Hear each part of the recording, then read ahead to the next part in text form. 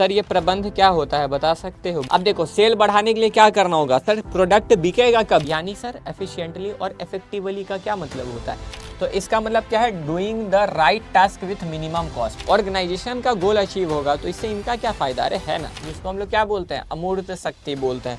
अमूर्त शक्ति का मतलब क्या होता है बाबू, एक बिजनेस का 3 उद्देश्य होता है, क्या क्या होता है, ऑर्गेनाइजेशनल ऑब्जेक्टिव क्या होता है, अब आता है इंपॉर्टेंस की, इसकी जरूरत क्या है, ये सब आपको कहाँ नजर आएंगे, ये सब आपको यहाँ पर मध्य स्तरीय में जो है नजर आएंगे। ठीक है, इनका काम क्या होता है, कंपनी को क्या करना है वो कौन बताएगा। अब अगर आप देखोगे तो यहाँ मध्य स्तरीय की बात कर रहा है, मध्य स्तरीय में कौन कौन आते हैं। तो हाँ जी मेरे दोस्तों, क्या हालचाल, मैं उम्मीद करता हूँ आप सब अच्छे होंगे। आपको बता दूं मैं भी बहुत बढ़िया हूँ। तो कैसे हैं आप सभी, सब उम्मीद करता हूँ बहुत अच्छे होंगे आप लोग, है ना, ये मैंने पहले ही बोल दिया, चलो कोई बात नहीं। तो स्वागत है आपका हमारे इस बूस्टर बैच में, जो हमारा प्यारा सा कॉमर्स का स्टेट बूस्टर बैच है, स्टेट बोर्ड का बूस्टर बैच। सर इसका बूस्टर बैच नाम क्यों रखा गया, ये जो स्टेट बोर्ड बूस्टर बैच है क्यों रखा गया नाम, क्योंकि ये जो है ना बूस्टर, बूस्टर का मतलब होता है आपकी तैयारी हो चुकी है, अब बस इसको यहाँ से इस लेवल पे ले जाना है, यानी कि बूस्ट करना है, तेज करना है। ठीक है, तो आज हम लोग बूस्टर बैच की स्टार्टिंग कर रहे हैं, जिसमें हम लोग चैप्टर नंबर 1 पढ़ेंगे। ठीक है, तो बहुत अच्छे सर, बूस्टर बैच में क्या सब कुछ कवर होंगे,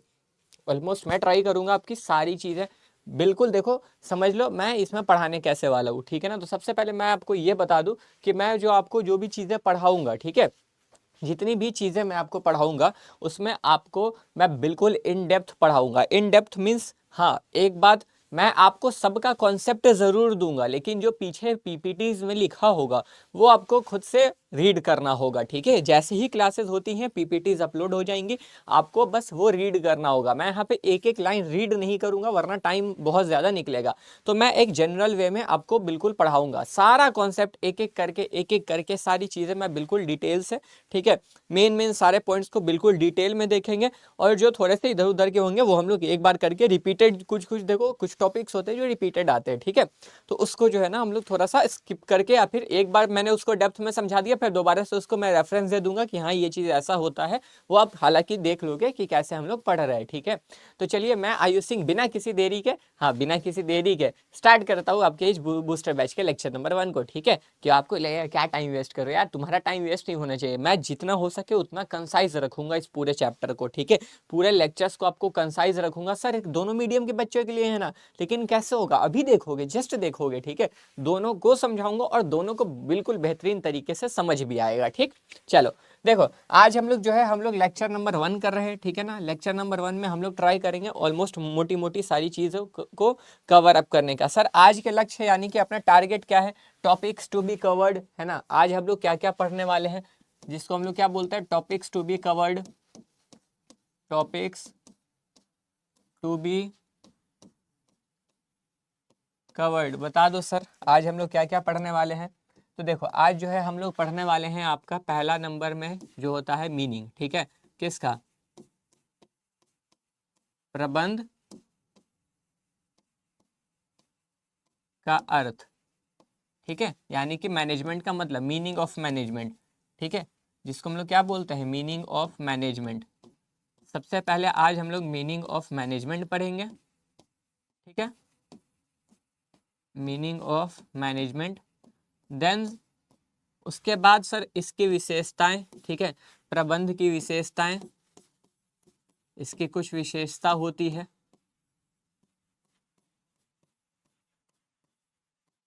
प्रबंध की विशेषताएं। ठीक है, जिसको हम लोग फीचर्स बोलते हैं, फीचर्स बोल लो, या इसको दूसरे भाषा में बोलोगे तो इसको कैरेक्टरिस्टिक्स भी बोला जाता है। ठीक है, या फिर इसको एडवांटेजेस भी बोला जाता है, कैरेक्टरिस्टिक्स ऑफ मैनेजमेंट। डन, ये हो गया। और हम लोग क्या देखने वाले हैं, और हम लोग देखने वाले हैं प्रबंध की विशेषताएं होगी। ठीक है, और फिर इसके बाद इसका लिमिटेशन यानी कि प्रबंध की सीमाएं। ठीक है, प्रबंध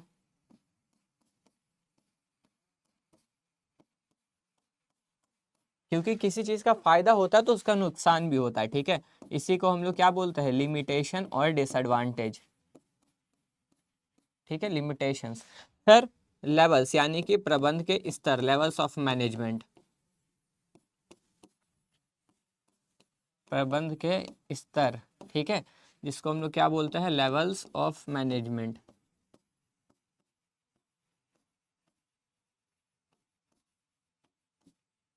और उसके बाद हम लोग पांचवा है जो समन्वय, यानी कि समन्वय एवं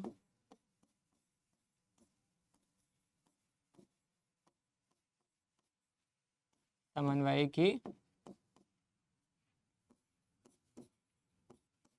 प्रकृति, ठीक है, जिसको हम लोग कोऑर्डिनेशन और इसके कैरेक्टरिस्टिक्स का नाम दे देते हैं, कोऑर्डिनेशन एंड कैरेक्टरिस्टिक्स। ठीक है, इतनी सारी चीजें हम लोग पढ़ने वाले हैं। बढ़ गया बोर्ड है ना यहीं पर।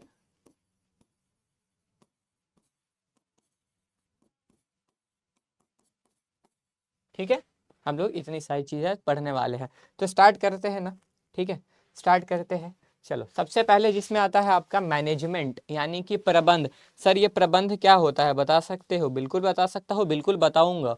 ठीक है, कि ये प्रबंध क्या होता है, बड़े ध्यान से सुनना, बिल्कुल दिमाग लगा के सुनना। ठीक है, दिमाग लगा के सुनना। सर प्रबंध बड़ा सुना सुना नाम लग रहा है, ये जो शब्द आप कह रहे हो ना प्रबंध, ठीक है, ये जो आप शब्द कह रहे हो प्रबंध, या इसको ऐसे भी लिखते हैं कई लोग प्रबंध, है ना, तो ये बड़ा सुना सुना लग रहा है, सुना सुना लग रहा है, सुना सुना वाला नहीं, सुना सुना सुना सुना, एक वो नहीं, जग सुना सुना लागे वो नहीं, ठीक है ना, ये वाला सुना सुना जो हमने सुना हुआ है।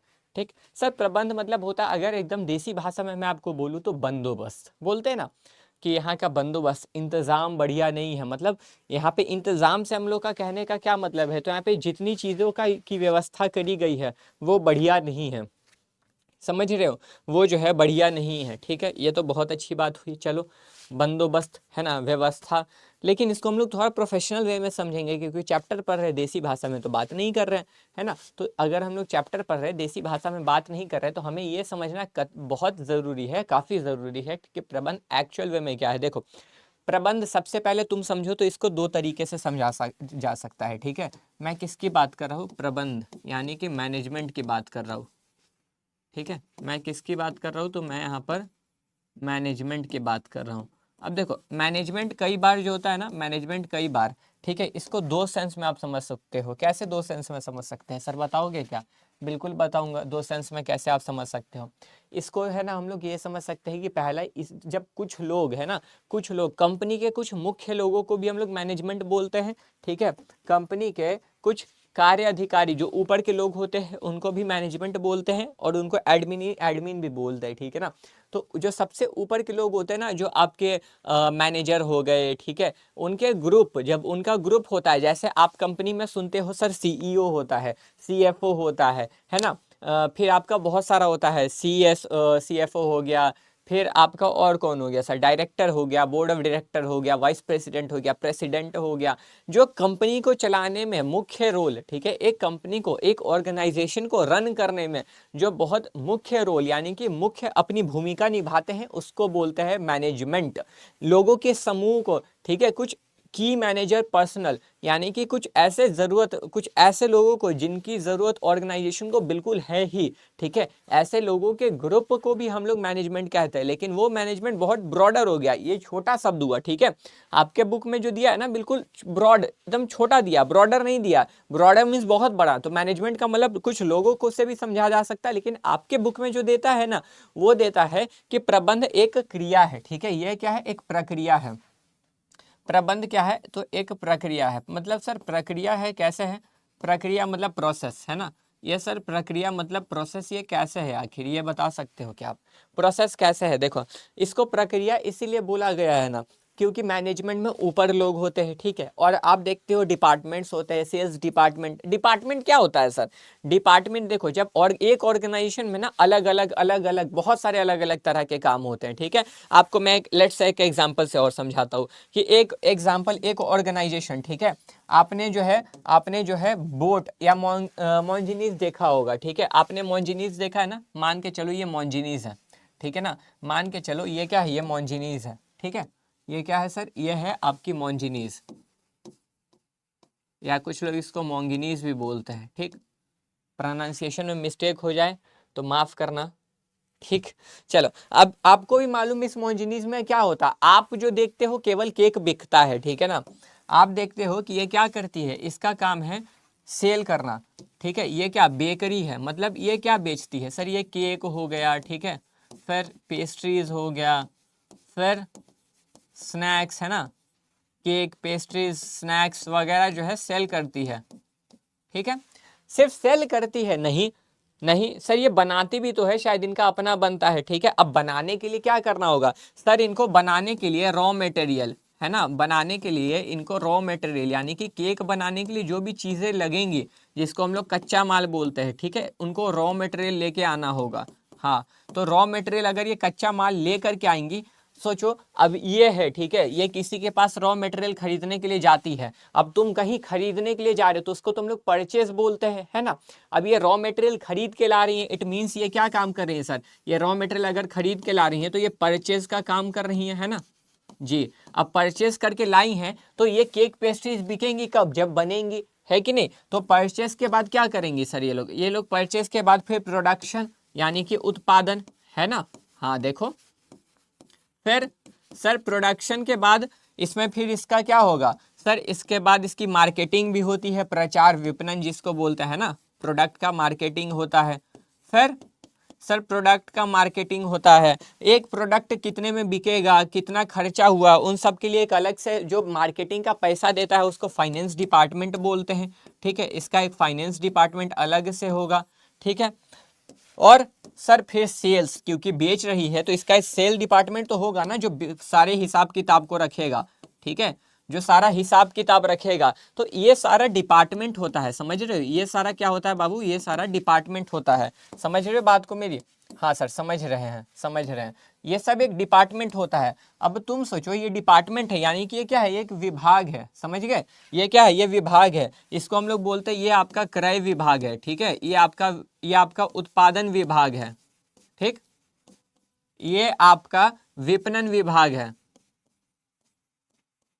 ठीक है, और ये आपका वित्त विभाग है, और ये जो है आपका विक्रय विभाग है, ठीक है। तो अब तुम सोचो कि अलग अलग डिपार्टमेंट में अलग अलग काम हो रहा है ना। हाँ सर, ये इसमें खरीदने का काम होता है, इसमें बनाने का काम होता है, इसमें मार्केटिंग यानी कि प्रचार प्रसारण का काम होता है, यहाँ पर पैसों का देख रेख किया जाता है, और यहाँ पर ना सर बिक्री का पूरा हिसाब किताब रखा जाता है कि कितना बिका है। तो एक ऑर्गेनाइजेशन में इतनी सारी चीजें हो रही है, ठीक। अब अलग अलग चीजें हो रही हैं तो अलग अलग लोग होंगे, सब में अलग अलग लोग होंगे, इसमें वो लोग होंगे जो परचेज को करना अच्छे से जानते होंगे, इसमें वो होंगे जो उत्पादन का काम करते होंगे, इसमें वो होंगे जो मार्केटिंग का, है ना। तो अपने हिसाब से सारे लोग होंगे। अब इन सभी का काम तो आपको भी दिख रहा है, अलग अलग डिपार्टमेंट में अलग अलग काम हो रहा है, समझ गए। हाँ सर अलग अलग काम हो रहा है, तो ये एक प्रक्रिया है जो अलग अलग लोगों को, ठीक है ना, क्या करता है, अलग अलग लोगों से काम निकलवाता है। क्या करता है, काम निकलवाता है, समझे। तो ये एक प्रक्रिया है जो विभिन्न विभिन्न प्रकार के, यानी कि ये एक प्रोसेस है जो डिफरेंट डिफरेंट लोगों से, यानी कि डिफरेंट डिफरेंट लोगों से काम निकलवाने की कला को ही मैनेजमेंट बोलते हैं, ठीक है। अलग देखो, अब इतनी सारी चीजें हैं, ये इतनी सारी चीजें कहाँ चल रही है सर, सब मोंजिनीज में चल रही है ना, मोंगिनीज मोंजिनीज जो बोलो चल रही हैं। तो अलग अलग चीजों को एक जगह चला रहा है, मैनेज अच्छे तरीके से कर रहा है, तब तो कंपनी चल रही है। अगर कुछ भी मैनेज नहीं होता तो कंपनी तो सही तरीके से चलती नहीं, है ना। तो इसी पूरे प्रोसेस को जो है ना हम लोग क्या बोलते हैं, इसी पूरे प्रोसेस को हम लोग क्या बोलते हैं सर, मैनेजमेंट। सर प्रोसेस अभी भी नहीं समझ में आया, वो प्रोसेस क्या है, प्रोसेस मुझे बताओ। तो प्रोसेस जो है ना बाबू, प्रोसेस के बारे में अगर तुमको मैं बताऊं तो ये जो प्रोसेस है, ठीक है, ये प्रोसेस आगे चल के 5 हिस्सों में बढ़ते हैं, ठीक। इसको मैं अब यहाँ से थोड़ा सा मिटा देता हूँ, इसको तो बता दिया कि कुछ लोगों को माना जाता है, ठीक है ना, कुछ लोगों को माना जाता है, वो आपको जो लिखना है नहीं, ये तो वो तो मैंने बस आपको नॉलेज पर्पज से बताया था। तो प्रबंध क्या है, एक प्रक्रिया है, वो कौन सी प्रक्रिया है, तो प्रबंध में वो जो प्रक्रिया है ना उसको हम लोग नाम देते हैं, वो 5 प्रोसेस है, ठीक है। कितने प्रोसेस है, वो 5 प्रोसेस है, 1 2 3 4 और 5, ठीक है। ये 5 प्रोसेस है, मतलब सर सबसे पहले आपका जो प्रोसेस में आता है ना वो आता है प्लानिंग, ठीक है। सबसे पहले आपका जो प्रोसेस में आता है प्लानिंग, मैं बिल्कुल डेप्थ में पढ़ाऊंगा एक एक चीज, ठीक है। दूसरा होता है आपका ऑर्गेनाइजिंग, ठीक है, ऑर्गेनाइजिंग, ठीक है। सर इसको हम लोग क्या बोलते हैं सर, प्लानिंग को बोलते हैं हम लोग नियोजन, ठीक है। इसको हम लोग क्या नाम देते हैं, नियोजन, डन। इसको हम लोग नाम देते हैं संगठन, ठीक है, इसको हम लोग नाम देते हैं स्टाफिंग।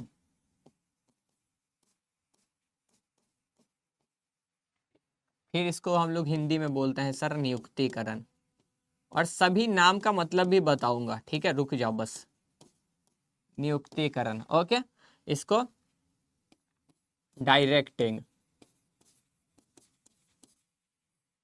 और इसको कंट्रोलिंग, ठीक है, इसको हम लोग निर्देशन कहते हैं और नीचे वाले को हम लोग नियंत्रण कहते हैं, ठीक। हाँ चलो अब बताओ सर, ये प्रोसेस है, ठीक है, इन पूरे प्रोसेस को करना पड़ता है तब जाके वो सारा काम होता है, मतलब इस प्रोसेस को, इन सारी प्रक्रियाओं का पालन करना पड़ेगा। सर प्लानिंग का मतलब, प्लानिंग नाम से ही पता चलता है कि किसी काम को करने के पहले जब आप सोचते हो ना कि क्या करना है, कब करना है, कैसे करना है, ठीक है। अब मान लो यहाँ पर है कि इनको केक बेचना है, ठीक है ना, इनको केक बेचना है, लेकिन ये सोचेंगे केक कैसे बेचना है, कितना बेचना है, कहाँ पे हमारा ब्रांच होना चाहिए, किस जगह पे। ये जब भी अपनी इस पूरे काम को करने से पहले सोचेंगे, इन पूरी प्रक्रिया को हम लोग प्लानिंग यानी कि नियोजन बोलते हैं, समझे। काम को करने के पहले सोचना यानी कि thinking before doing, thinking before doing, काम को करने के पहले सोचना, क्या सोचना कि क्या करना है, कब करना है, कैसे करना है, ठीक है। ये सोच लिया, चलो ये सोच लिया कि हमें क्या करना है, हमें ना, हमें प्रॉफिट मैक्सिमाइज करना है, हमें बहुत ज्यादा प्रॉफिट कमाना है, हमें सबसे ज्यादा सेल करना है, ये चीज सेट कर लिया। अब इन चीजों को, मान लो कंपनी ने एक गोल बनाया, कंपनी का एक ऑब्जेक्टिव, एक उद्देश्य बना कि हमें सबसे ज्यादा इस साल में ना अपने सेल को 20% से बढ़ाना है, ठीक है। इन्होंने प्लानिंग में ये टारगेट सेट किया, इन्होंने प्लानिंग में ये टारगेट सेट किया कि इनको जो है सेल्स, ठीक है, इनको जो है सेल्स, ठीक है, इनको जो है सेल्स 20% से बढ़ाना है, ठीक है, इनका टारगेट ये हुआ। अब उसी हिसाब से ये लोग काम भी करेंगे, सेल्स को 20% बढ़ाने के लिए ना। अब देखो सेल बढ़ाने के लिए क्या करना होगा सर, प्रोडक्ट बिकेगा कब, जब लोग जानेंगे। लोग जानेंगे कैसे, जब उसका प्रचार होगा, तो इनको पता होगा कि देखो प्रोडक्ट बिकेगा कब, लोग जानेंगे। अब लोग जानेंगे, लोग के जानने से हो जाएगा कि प्रोडक्ट बिकने के लिए प्रोडक्ट होना भी चाहिए, है ना। तुम ही सोचो कि मान के चलो, मान के चलो, मान के चलो, ठीक है, अरे कुछ है ही नहीं यहाँ पे, मैं किसका एग्जाम, हाँ रुको, मानो मुझे ये, मेरी ये बोतल की फैक्ट्री है, ठीक है, ये बोतल में सबसे ज्यादा मैं सेल करना चाहता हूँ, कैसे बिकेगा, सोचो ना कैसे बिकेगा सर, जब होगा तब ना बिकेगा। बिल्कुल सही है, मतलब जब इसका उत्पादन होगा। अरे मेरे को बोतल बेचना है, लेकिन मैंने बोतल बना के रखा ही नहीं है कि मुझे ये बेचना है, तो कैसे बिकेगा। तो ज्यादा बेचने के लिए आपको ज्यादा उत्पादन करना होगा, ठीक है, ज्यादा उत्पादन करने के लिए आपको ज्यादा कच्चा माल खरीदना होगा, मतलब रॉ मटेरियल ज्यादा खरीद के लाना होगा। रॉ मटेरियल ज्यादा खरीद के लाओगे तो ज्यादा बनेगा, ज्यादा बनेगा तो ज्यादा मार्केटिंग होगा, ज्यादा मार्केटिंग होगा तो ज्यादा पैसा चाहिए होगा मार्केटिंग करने के लिए, और जितना ज्यादा बनेगा, जितना ज्यादा मार्केटिंग होगा, उतना ज्यादा बिकेगा, है ना। तो जब आप अपने लक्ष्य को पाने के लिए, जब आप अपने गोल को अचीव करने के लिए अलग अलग संसाधन को, अब संसाधन क्या होता है, तो वो सारी चीजें जो आपके उद्देश्य की पूर्ति में सहायता करेंगी, रिसोर्सेज, है ना। जित आप अलग अलग, अब आपको देखो, अब आपको कंपनी में, क्या कंपनी में पैसा नहीं होगा तो चलेगा, नहीं, कम पैसा होना चाहिए, बिना इंसान के कंपनी चल जाएगी, सही इंसान भी होना चाहिए सर। जो कंपनी में जो जो पोजीशन है उसके हिसाब से लोग, पोजीशन मतलब सर, खाना बनाने वाला जो शेफ होता है, जो केक बनाता है, उसके जगह जाके ना जो इलेक्ट्रीशियन होगा उसको रख देंगे, बोलेंगे खाना बनाओ, कंपनी ही नहीं रहेगा, डूम से करके उड़ा देगा, उड़ा देगा ना। तो हमें क्या करना होगा, हमें एक कंपनी को चलाने के लिए और अपने गोल को अचीव करने के लिए जो भी इंपॉर्टेंट चीजें हैं, जो भी संसाधन है, उनको एक जगह लाके संगठित करना होगा, एक जगह सारी रिसोर्सेज को ऑर्गेनाइज करना होगा, एक जगह पे लेके आना होगा, जिसको हम लोग ऑर्गेनाइजिंग बोलेंगे, ठीक है। अब कंपनी किनसे चलेगी, लोगों से चलेगी, है ना। तो स्टाफिंग यानी कि सही स्टाफ चाहिए होंगे ना, तो सही इंसान को सही काम पर यानी कि सही पोजीशन पे रखना बहुत जरूरी है, मतलब सर। तो देखो तुम सोचो एक बार, ठीक है, तुम एक बार खुद सोचो, अकाउंटिंग क्या, ठीक है, ये मोंगिनीज जो कंपनी है, ठीक है, इसको अकाउंटिंग का काम करना है, इसको क्या करना है, अकाउंटिंग के काम के लिए अगर ये कोई साइंस जेई नेट वाले बंदे को उठा के लिए आएगी तो साइंस कर पाएगा, अकाउंटिंग कर पाएगा, कतई नहीं कर पाएगा सर, चांस ही नहीं है कि ये कर पाए, है ना, बिल्कुल चांस नहीं है। बिल्कुल सही कह रहे हो आप, नहीं कर पाएगा, क्यों, क्योंकि उसको क्या पता गोल्डन रूल, ट्रेडिशनल रूल, है ना, प्रूडेंस कॉन्सेप्ट क्या होता है, उसको तो नहीं मालूम, बिल्कुल नहीं मालूम। तो स्टाफिंग का मतलब सिर्फ लोगों को नियुक्त करना नहीं होता है। स्टाफिंग का मतलब लोगों को पदों पर नियुक्त करना नहीं होता है, सही काम पे सही इंसान को लगाना होता है। मतलब अब ऐसा नहीं कि काम है अकाउंटिंग का, कॉमर्स का कोई काम है तो रख रहे साइंस वाले इंसान को, कोई सॉफ्टवेयर वाला काम है, टेक्निकल काम है तो रख रहे कॉमर्स वाले इंसान को। सही जगह पर सही इंसान को नियुक्त करना ही नियुक्तिकरण कहलाता है, समझे। मतलब उसी इंसान को रखो जिसका क्वालिफिकेशन उसके जॉब से मैच करे, समझे।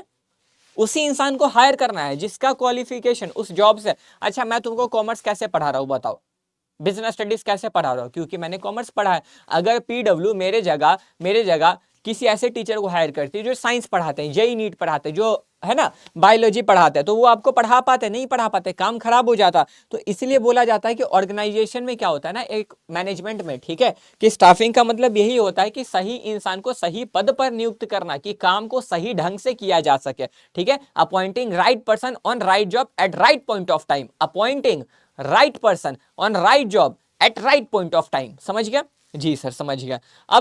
अब देखोगे डायरेक्टिंग। डायरेक्टिंग बहुत सिंपल है, डायरेक्टिंग नाम से ही पता लगता है, डायरेक्ट करना मतलब किसी को दिशा दिखाना। मूवी देखते हो? हाँ देखते हैं।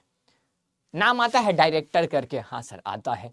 मतलब तो अच्छा, एक मूवी में कौन सा सीन होगा, कौन सा सीन कट होगा, क्या एक्शन होगा, क्या नहीं होगा, ये सब कौन डिसाइड करता है? सर डायरेक्टर करता है। हो गया, तुम समझ गए।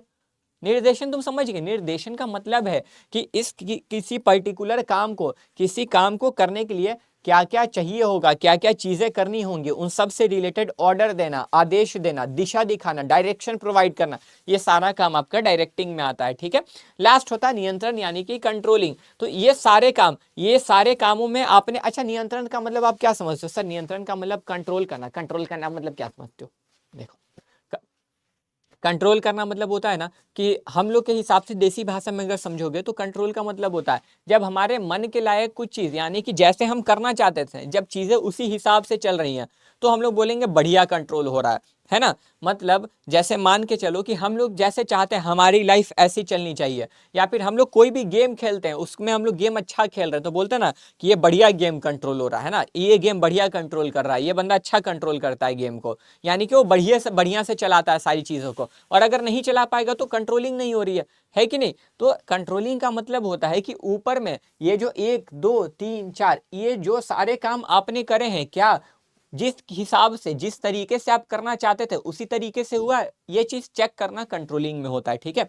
तो कंट्रोलिंग यानी कि नियंत्रण में होता है, ये देखना होता है कि पहले आप जो भी, आपने, आपका टारगेट क्या था, पहले आप जो भी काम करके आए हो क्या वो काम उसी हिसाब से हुआ है। मतलब यहाँ पे आपने जो किया है ना, इन चारों में आपने जो कांड किया है, जो काम किया है ना, ठीक है, यहाँ पर उसको चेक किया जाता है, ठीक।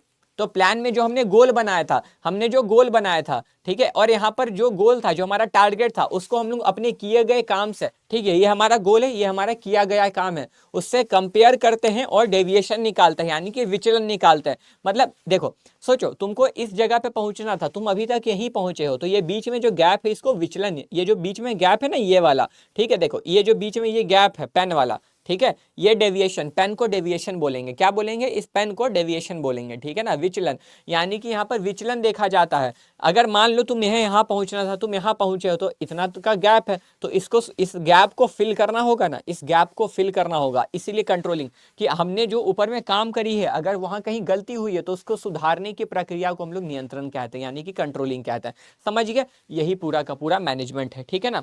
तो यही जो है पूरा आपका मैनेजमेंट है। तो ये एक मैनेजमेंट है जो अलग अलग लोगों से काम करवाया जाता है। अब मैनेजमेंट किससे काम करवाएगी? लोगों से, ठीक है। तो उस पूरी प्रक्रिया को जब हम लोग अलग अलग लोगों से काम निकलवाते हैं एफिशिएंटली और इफेक्टिवली, यानी सर एफिशिएंटली और इफेक्टिवली का क्या मतलब होता है? एफिशिएंटली और इफेक्टिवली का मतलब होता है ना, यानी कि कम लागत, है ना, कम खर्चा में अच्छा काम करके देना, और कम समय में, मतलब सही समय में सही काम करके देना। जैसे जैसे तो पहले दिखाता हूँ, ठीक है। जैसे देखो यहाँ पर समझना, ठीक है, मान के चलो ये इंसान है, ठीक है, ये इंसान है, ठीक। इसको इसके मैनेजर ने बोला, इसको इसके मैनेजर ने बोला, इसको इसके मैनेजर ने बोला, ठीक है।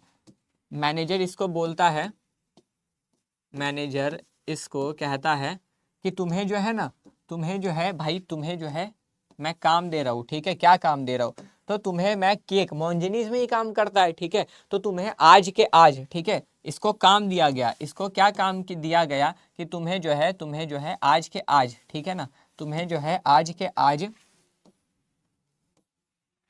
आज के आज बस एक दिन में, ठीक है ना, यहाँ पे ध्यान देना, एक दिन में, नहीं एक दिन लिखना सही नहीं है, इसको काम बस यही दिया गया, ठीक है, कि तुम्हें जो है 500 पेस्ट्रीज बनाने हैं, ठीक है, ऑर्डर है, पेस्ट्री आया है, पेस्ट्रीज का ऑर्डर आया है, 500 पेस्ट्रीज बनाने हैं, और हर पेस्ट्रीज की लागत है ना, यानी कि और उन पेस्ट्रीज की जो कॉस्ट है 50 रुपीज़ पर पेस्ट्री होनी चाहिए, ठीक है, यानी कि हर एक पेस्ट्री को बनाने का खर्चा जो है मात्र 50 रुपया लगना चाहिए, समझ रहे हो, हर एक पेस्ट्री को बनाने का खर्चा जो है मात्र 50 रुपया लगना चाहिए, और ये ऑर्डर हमें जो है कब तक डिलीवर करना है, तो ये ऑर्डर जो है हमें जो है मान के चलो कि 1 नवंबर तक जो है डिलीवर करना है, ठीक है ना, 1 नवंबर तक हमें ये ऑर्डर जो है डिलीवर करना है, ठीक, तो 1 नवंबर को डिलीवर करना है, तो मुझे कम से कम ये जो है 31 अक्टूबर तक मेरे जगह पर चाहिए, ठीक है, बहुत बढ़िया। बाद में पता चला पूरा काम वाम दिन विन बीत गया, मैनेजर इससे पूछता है हाँ भाई हुआ, तो ये बोलता है सर काम तो हुआ है, ठीक है, इसने बहुत अच्छा काम किया, इसने बहुत अच्छा काम किया, ठीक है, इसने बहुत अच्छा काम किया, इसने काम करके, ठीक है ना, इसने पेस्ट्रीज को बना के मैनेजर के पास भेज दिया, कब भेजा सर, 30 अक्टूबर को ही भेज दिया, 30 अक्टूबर को ही इसने पेस्ट्रीज का ऑर्डर जो है कंप्लीट कर दिया, ठीक है, 30 अक्टूबर को, लेकिन गड़बड़ क्या हुई ना, हर एक पेस्ट्रीज को बनाने में खर्चा 55 रुपया आ गया, ठीक है, तो पेस्ट्रीज को बनाने का खर्चा, समझ रहे हो, जो पेस्ट्री बनाने का जो कॉस्ट था, पेस्ट्री को बनाने का कॉस्ट जो था वो कितना हो गया, 55 हो गया, समझ रहे हो, इसको तो ऑर्डर मिला था कि तुमको 50 में बनाना है, लेकिन इसने खर्चा 55 कर दिया, तो यही है, ये मैनेजमेंट यहाँ पर एफिशिएंट है, यहाँ पे ये क्या है, ये मैनेजर जो है, ये जो है कर्मचारी एफिशिएंट है, ठीक है, एफिशिएंट है, ये इफेक्टिव नहीं है, नहीं सर ये एफिशिएंट नहीं है, ये इफेक्टिव है, हाँ ये एफिशिएंट नहीं है, ये इफेक्टिव है, इफेक्टिव का मतलब होता है कि ये काम को समय पर तो कंप्लीट कर रहा है, मगर लागत यानी कि कॉस्ट जो होता है ना, बनाने का खर्चा ज़्यादा आ रहा है, जो कि नहीं आना चाहिए, तो जो भी मैनेजर होता है, ठीक है, ये प्रोसेस में सभी से काम ऐसे निकलवाना होता है कि वो काम को सही लागत में और सही समय पर करके दे, समझ गए, वो काम को क्या सही समय और सही लागत पर करके दे, उसी को हम लोग बोलते हैं, उसी को हम लोग क्या बोलते हैं, जल्दी बताओ, उसी को हम लोग बोलते हैं सर एफिशिएंट और इफेक्टिव, ठीक है, तो देखो अब तुम यहाँ पे एक बार रीड कर सकते हो, मैं बस एक बार रीड करवा दूंगा, process of getting things done from another with the aim of achieving goals efficiently and effectively, ठीक है, यानी कि लक्ष्यों को कुशलतापूर्वक और प्रभावी ढंग से प्राप्त करने के उद्देश्य से दूसरे से काम करवाने की प्रक्रिया है, आ गया ना प्रक्रिया, देखो यहाँ प्रोसेस भी लिखा है, ठीक है, अब ये प्रोसेस के बारे में बोल रहा, तो प्रोसेस यानी कि प्रक्रिया क्या होता है, तो वो प्राइमरी फंक्शन यानी कि वो कुछ ऐसे प्राथमिक कार्य, ठीक है, कुछ ऐसे प्राथमिक कार्य जिसको मैनेजमेंट करती है, जिसको मैनेजमेंट परफॉर्म करती है, ठीक है, जो प्रबंधन काम पूरा करने के लिए करता है, ठीक है, यानी कि कुछ ऐसे काम जो मैनेजमेंट अपने टारगेट को अचीव करने के लिए, अपने काम को पूरा करने के लिए करती है, और वो प्रक्रिया क्या होती है, तो आपसे अगर ये पूछेगा प्रोसेस के बारे में, ठीक है, तो ये प्रक्रिया क्या होती है, तो आपको प्रोसेस पता है सर, POSDC, ठीक है, वो प्रोसेस नियोजन, संगठन, नियुक्तिकरण, निर्देशन, नियंत्रण, planning, organizing, staffing, directing, controlling, तो मैनेजमेंट एक ऐसा प्रोसेस है जिसमें हम दूसरे लोगों से क्या करते हैं, काम निकलवाते हैं, ठीक है, काम पूरा करवाते हैं, कैसे, एफिशिएंटली और इफेक्टिवली, ठीक है, एफिशिएंटली और इफेक्टिवली, कुशलतापूर्वक और प्रभावी ढंग से, ठीक, देखो तो वही यहाँ पे है, कुशलता इसको दक्षता भी बोलते हैं, ठीक है ना, इसको दक्षता भी बोलते हैं, अच्छा यहाँ पे वो नहीं आया है, कोई बात नहीं, कुशलता देखो तो इसका मतलब क्या है, doing the right task with minimum cost, ठीक है, काम को कम खर्चे में करके देना, ठीक है, इसका अर्थ है न्यूनतम लागत में ही सही कार्य करना, समझ गए, इसका अर्थ है कि कम लागत कम खर्चा में अच्छा काम करके देना। इफेक्टिवनेस इसका मतलब होता है, देखो इसको ध्यान कैसे रखना है सर, इसको ध्यान कैसे रखना है, यहाँ पर देखो तो TI लिखा है ना, TI, और यहाँ पर देखो तो सी, इससे पता चलता है इफेक्टिवनेस में सी कॉस्ट को बताता है और इफेक्टिवनेस में टी आई टाइम को बताता है। तो it means the doing the right task on time. ठीक है, तो इसका मतलब होता है क्या है, इसका मतलब क्या होता है, तो काम को समय पर पूरा करना। ठीक है ना, तो एक जो है, एक मैनेजर को में ये दोनों क्वालिटी होनी चाहिए। मतलब ऐसे नहीं चलेगा कि आप ज़्यादा खर्चा कर रहे हो लेकिन काम को समय पे पूरा कर रहे हो, नहीं चलेगा। आपको जो है काम को सही समय और सही लागत में, मतलब जो कॉस्ट आपको बोला गया है उसी कॉस्ट में कंप्लीट करना है। अगर उसको देखो वहाँ पे था कि अगर आपको बोला गया है कि 50 रुपए में एक पेस्ट्रीज होनी चाहिए तो वो 50 में ही होनी चाहिए। टाइम आपको 1 डे का दिया गया है तो वो 1 दिन में ही होना चाहिए। उसी को हम लोग बोलते हैं इफेक्टिवनेस और एफिशिएंसी। ठीक है, अगर ऐसा होता है, अगर ऐसा होता है कि कॉस्ट, ठीक है ना, कि कॉस्ट 60 रुपया चला जाता है लेकिन आप टाइम पे काम को कंप्लीट कर दो, ठीक है, तो मैनेजमेंट नहीं कहलाएगा, ये अच्छा नहीं है। ठीक है, ऐसा नहीं होगा। तो बेस्ट क्या होता है, मतलब मैनेजमेंट कब होगा, जब आप काम को सही लागत और सही समय पर करके दो। क्लियर हो गई बात। ठीक, अब हम लोग पढ़ेंगे कैरेक्टरिस्टिक्स ऑफ मैनेजमेंट। ठीक है, यानी कि इसके कुछ फायदे, इसके कुछ क्या फायदे, प्रबंधन के लक्षण। ठीक है, तो अब देखो ये बोलता है ना गोल ओरिएंटेड प्रोसेस, क्या बोल रहा है, गोल ओरिएंटेड प्रोसेस। इसका मतलब क्या होता है। अच्छा मुझे ये बताओ, ये प्रबंध क्यों किया जा रहा था। आपने अगर पहले देखा था तो प्रबंध का एक गोल बना था, है ना, यहाँ पर इसका गोल बना था, ये यहाँ पर इसका ये क्या बना था, यहाँ पर अगर आप थोड़ा सा ध्यान दोगे तो ये इसका गोल बना था, है ना, इसका लक्ष्य था। ये सारी चीजें ये क्यों कर रहा था, कि वो सेल को अचीव कर सके। सीधी बात है ना, ये इतनी सारी चीजें क्यों कर रहा था, जो उसका गोल है, जो उसका लक्ष्य है, उसको पूरा करने के लिए।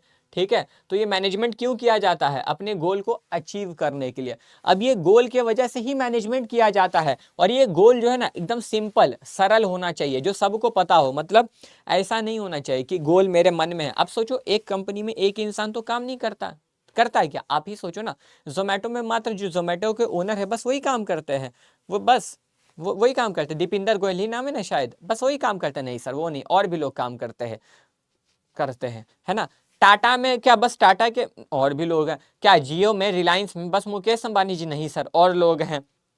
तो कैसे, तो इतने सारे लोग अगर काम कर रहे हैं, ठीक है, इतने सारे अगर लोग काम कर रहे हैं, तो इतने सारे लोगों से काम करवाने के लिए आपको क्या, आपका एक गोल होता है, जो उस गोल को अचीव करना है कि नहीं।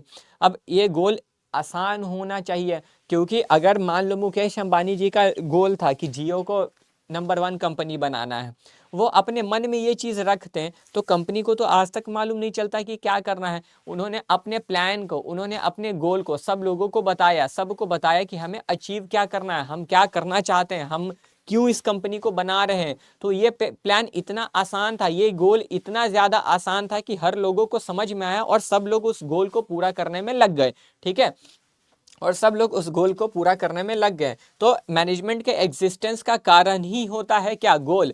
ठीक है, और ये गोल आसान सिंपल होना चाहिए और सबको पता होना चाहिए कि क्या अचीव करना है। ठीक है, और ये गोल कैसे अचीव करना है, तो लागत, है ना, लागत का ध्यान रखना होगा कि लागत ज़्यादा ना हो और काम समय पे।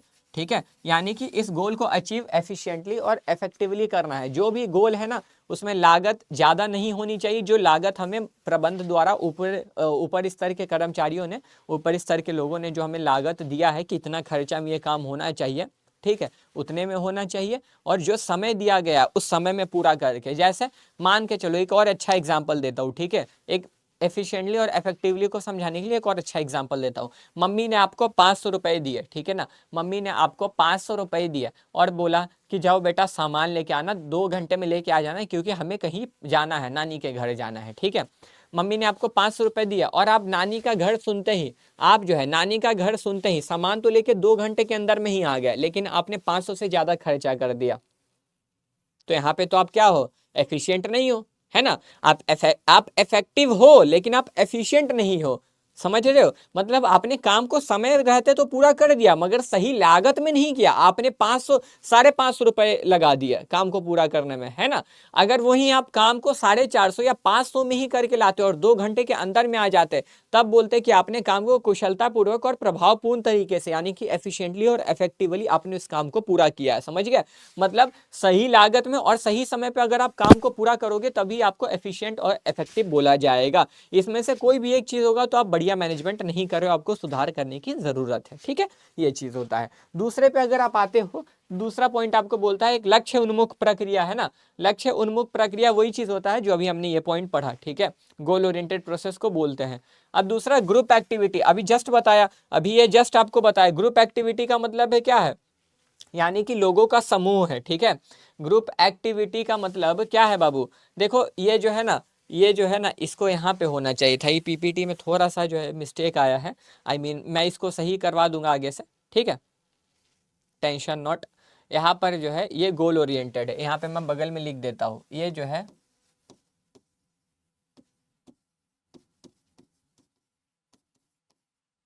गोल ओरिएंटेड है। ठीक है, ये पहला पॉइंट का ही रेफरेंस है जो आपने पहला यहाँ पे पढ़ा ना, ये वाला। ठीक है, यहाँ पे जो आपने ये पढ़ा है ये वाला। ठीक है, यहाँ पर पहला, फिर ये दूसरा है और ये भी दूसरा पॉइंट का ही रेफरेंस है यहाँ पर। ठीक है, समझ गए? देखो ये जो ग्रुप एक्टिविटी यहाँ पे लिख रखी है, यानी कि ये लोगों का समूह है। ठीक है, यहाँ लिखा भी है ये एक समूह गतिविधि है। समूह गतिविधि मतलब अभी जस्ट बताया कि किसी भी कंपनी में बस ओनर नहीं होता, बहुत सारे लोग मिलके काम कर रहे होते हो, है ना। तुम ही सोचो, Hyundai में क्या ओनर है? बस नहीं। जोमेटो में क्या ओनर है? बस नहीं। क्या स्विगी में बस ओनर है? नहीं। तुम ही सोचो ना, पीडब्ल्यू में क्या बस अलग सर है? नहीं, और भी लोग हैं, सब लोग काम कर रहे हैं, सब लोग मिलके काम कर रहे हैं। किस लिए काम कर रहे हैं? जो कंपनी का गोल है वही कंप्लीट करने के लिए। मतलब Hyundai में ओनर नहीं है, तुम देखोगे तो सेल्समैन होता है, उसका मैनेजर अलग होगा, है ना, होता है ना। ठीक, तो यही चीज, जब एक से ज्यादा लोग, ठीक है, जब एक से ज्यादा लोग कंपनी में काम कर रहे हैं और वो काम किस लिए कर रहे हैं, वो ऑर्गेनाइजेशनल गोल। ठीक है, तो जो कंपनी का गोल होता है, जो कंपनी का उद्देश्य होता है, उसको हम लोग संगठनात्मक उद्देश्य बोलते हैं, यानी कि ऑर्गेनाइजेशनल गोल। ये सारे लोग क्यों काम कर रहे हैं? ये सारे लोग काम कर रहे हैं कि ऑर्गेनाइजेशन के गोल को अचीव किया जा सके। समझ गए? ये सारे लोग क्यों काम कर रहे हैं? क्योंकि ऑर्गेनाइजेशन का जो गोल है वो अचीव करने के लिए। सर ऑर्गेनाइजेशन का गोल अचीव होगा तो इससे इनका क्या फायदा? अरे है ना, मैं बताता हूँ।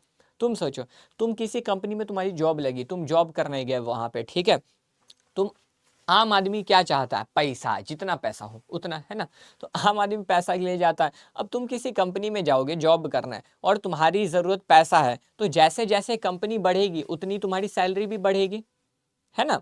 कंपनी, अरे देखो कंपनी बड़ी होगी, मान लो कंपनी 1,000 रुपया कमा रही है तो तुमको 10 रुपया, 50 रुपया, 100 रुपया दे। मान लो 1,000 कमा रही है तो तुमको 100 रुपया सैलरी के रूप में देगी। और अब कंपनी अगले साल भी 1,000 ही कमा रही है तो भी 100 देगी। अब ऐसा थोड़ी है कि कंपनी खुद भी 1,000 कमा रही है और तुमको भी 1,000 देगी। जब तुमको भी 1,000 देगी तो वो रखेगी क्या, है ना। तो जैसे जैसे कंपनी ज्यादा कमाएगी उतना आपका सैलरी बढ़ेगा। तो फायदा तो आप ही का है कि अगर संगठन का गोल यानी कि संगठन का उद्देश्य अगर पूरा होगा तो फायदा क्या होता है? एक व्यक्ति का होता है ना। इसलिए सारे लोग काम करते हैं संगठन के उद्देश्य की प्राप्ति हेतु, क्योंकि इनका भी खुद का फायदा उसी में होता है। ठीक है, ऑर्गेनाइजेशन में अलग अलग लोग तो अलग अलग जरूरत, अलग अलग डिफरेंट डिफरेंट नीड से आते हैं, बट वो काम करने लगते हैं ऑर्गेनाइजेशनल के गोल को अचीव करने के लिए, क्योंकि अल्टीमेटली फायदा उनका ही होगा इसीलिए। ठीक है ना।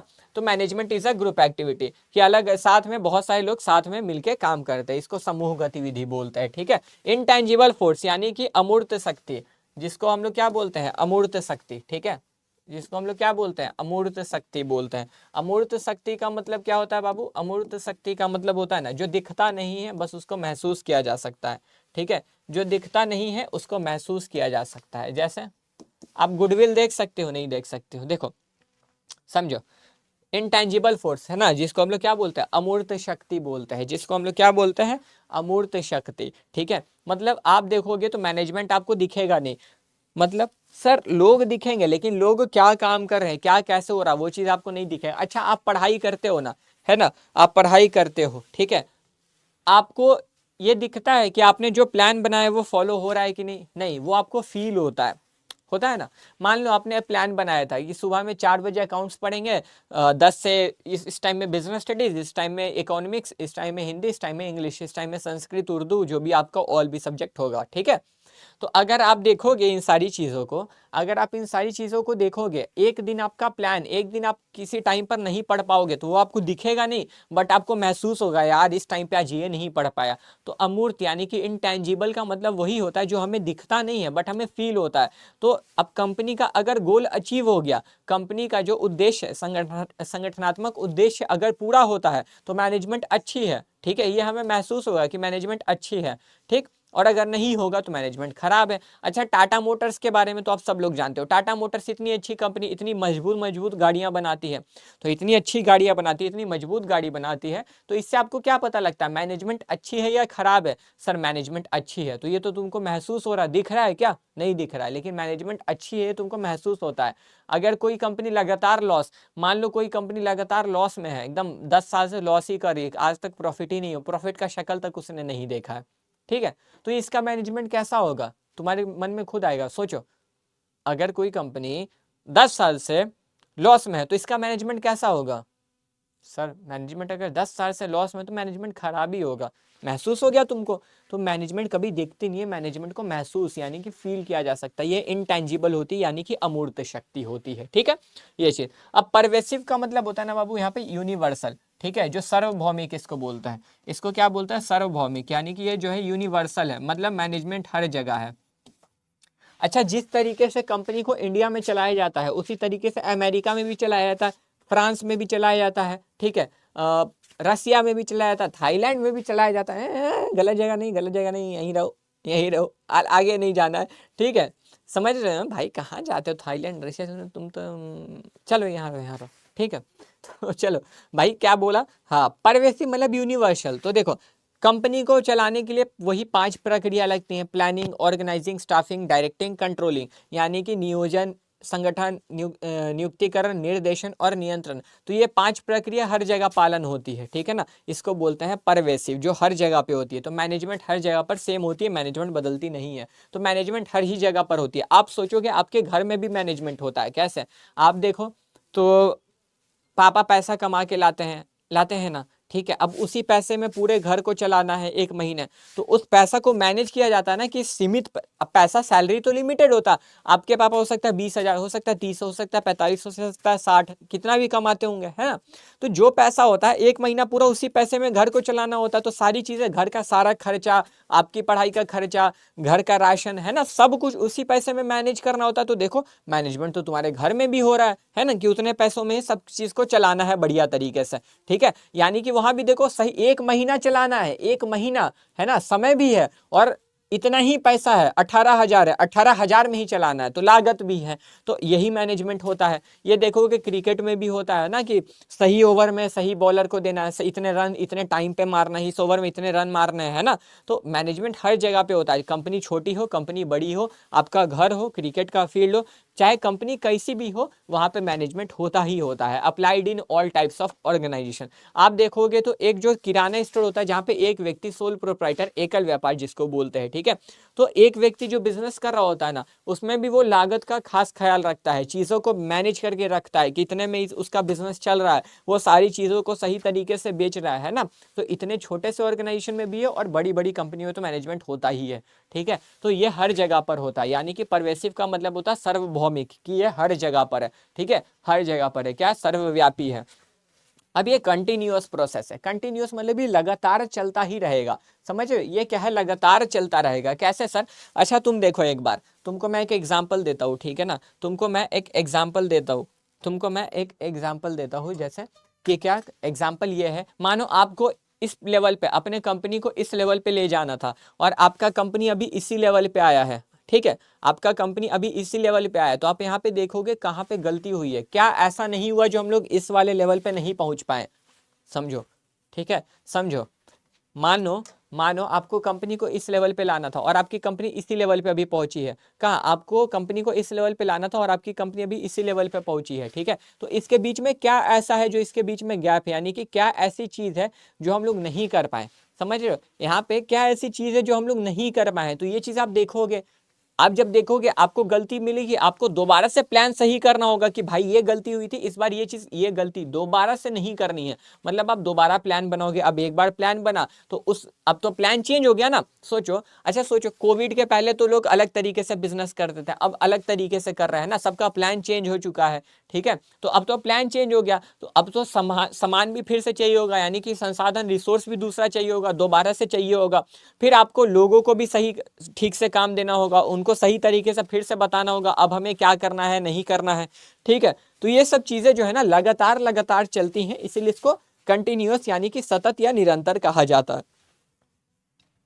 ठीक है, इसको निरंतर भी बोलते हैं, सतत भी बोलते हैं, दोनों भाषा बोलते हैं। ठीक है, तो आपके बुक में हो सकता है निरंतर भी लिखा हो। ठीक, ये चीज यानी कि यहाँ तक आपको क्लियर। हाँ सर, यहाँ तक जो है आपको पूरी बातें मेरे हिसाब से क्लियर ही होंगी। ठीक है, तो ये क्या है, प्रबंध एक सतत प्रक्रिया है। Management is a dynamic, dynamic यानी कि गतिशील, यह समय के साथ बदलता है।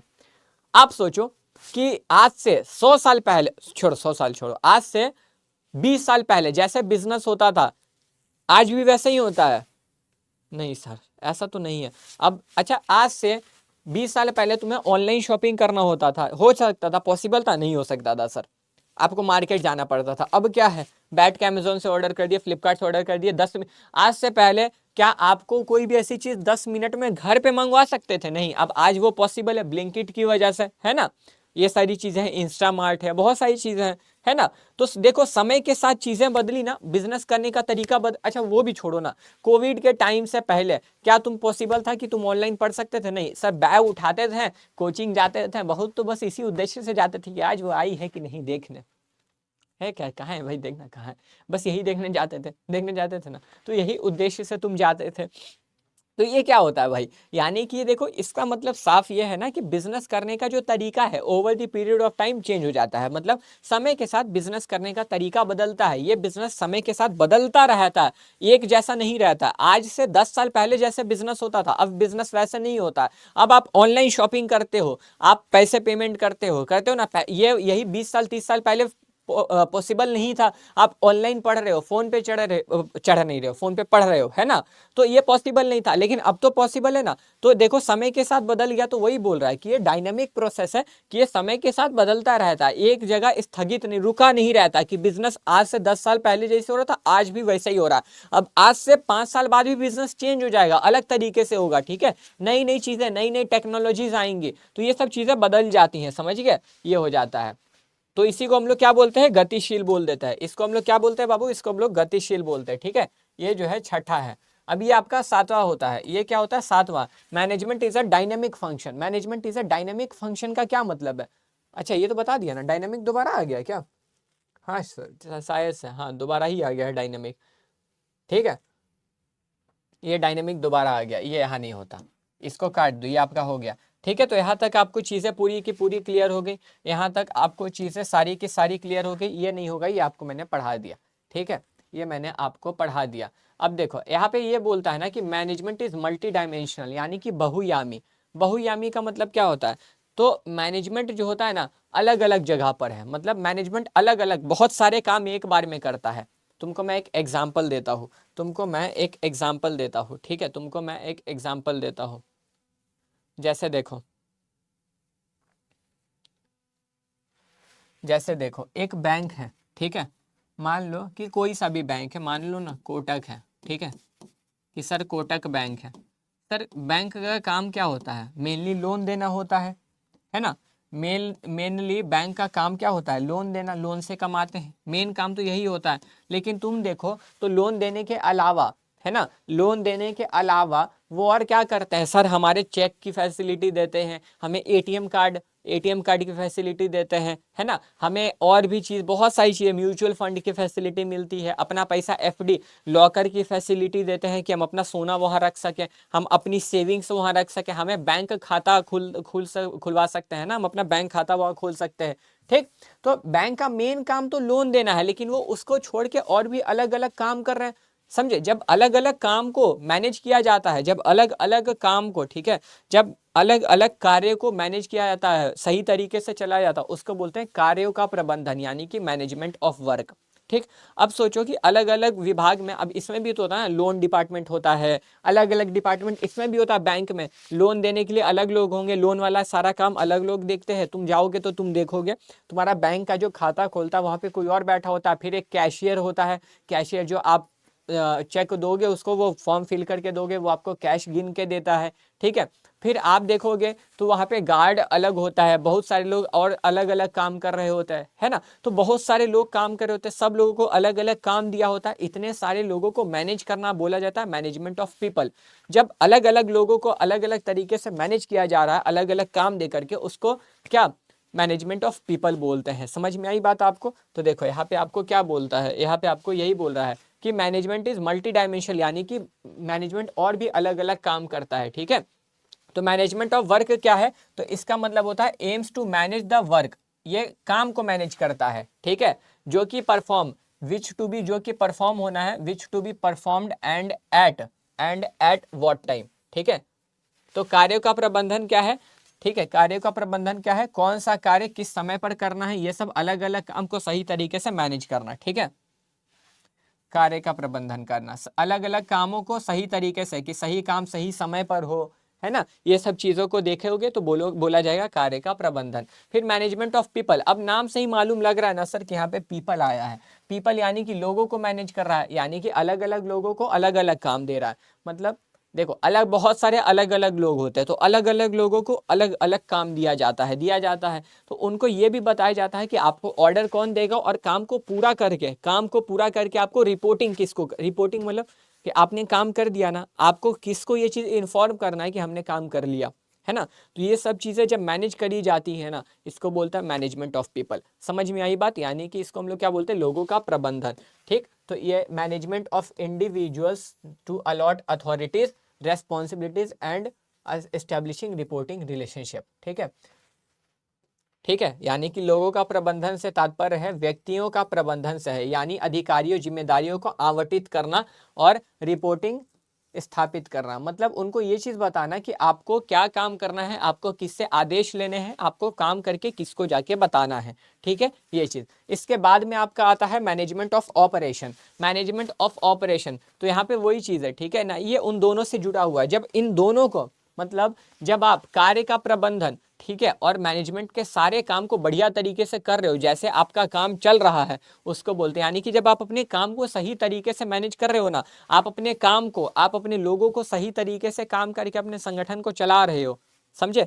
यानी कि यहाँ पर क्या है, देखो यहाँ पर ये बोलता है ना, यहाँ पर ये बोलता है, ठीक है, इसका कहना है कि जब आप अपने, ठीक है, जब आप अपने कर्मचारी, ठीक है, और अपने कार्य को सही तरीके से इनका प्रबंध कर रहे हो, कर्मचारी और कार्य का सही तरीके से प्रबंध कर रहे हो ना, उसको हम लोग बोलते हैं कि आप अपने काम को बढ़िया तरीके से मैनेज कर रहे हो, ऑपरेशन को। ठीक है। तो देखो, interlinked with both management of work and management of people. ठीक है। Some basic product and services to provide in, यानी कि और भी कुछ ऐसी चीजें देना जो कंपनी को सरवाइव करने में जरूरी है। मतलब अब तुम ही सोचो, बैंक का मेन काम क्या है? बैंक का मेन काम है लोन देना, है ना, लेकिन स्टिल वो तुमको चेक की फैसिलिटी देती है, स्टिल वो तुमको एटीएम की फैसिलिटी देती है, स्टिल वो तुमको म्यूचुअल फंड्स की फैसिलिटी देती है, और भी बहुत सारी फैसिलिटी देती है ना, इंश्योरेंस की फैसिलिटी देती है। तो ये सब उनको जरूरी है, ये सब उनको जरूरी है। सिर्फ लोन दे के, अब सारे लोग तो लोन नहीं लेते हैं, सारे लोग लोन नहीं लेते हैं ना, लोन तो बहुत कम ही लोग लेते हैं, बहुत, लेकिन बैंक अकाउंट तो आप सब लोगों का है कि नहीं है। तो ये सब जरूरी है, ATM card, debit card, credit card, ये सब जरूरी है, तो वो इसलिए बैंक करती हैं। ठीक है। तो देखो अपने काम को कितने बेहतरीन तरीके से अपने आप को जीवित रखने के लिए कर रही हैं। ठीक है। तो देखो क्या बोला, कार्य के प्रबंधन और लोगों के प्रबंधन दोनों से जुड़ा हुआ है। ठीक है।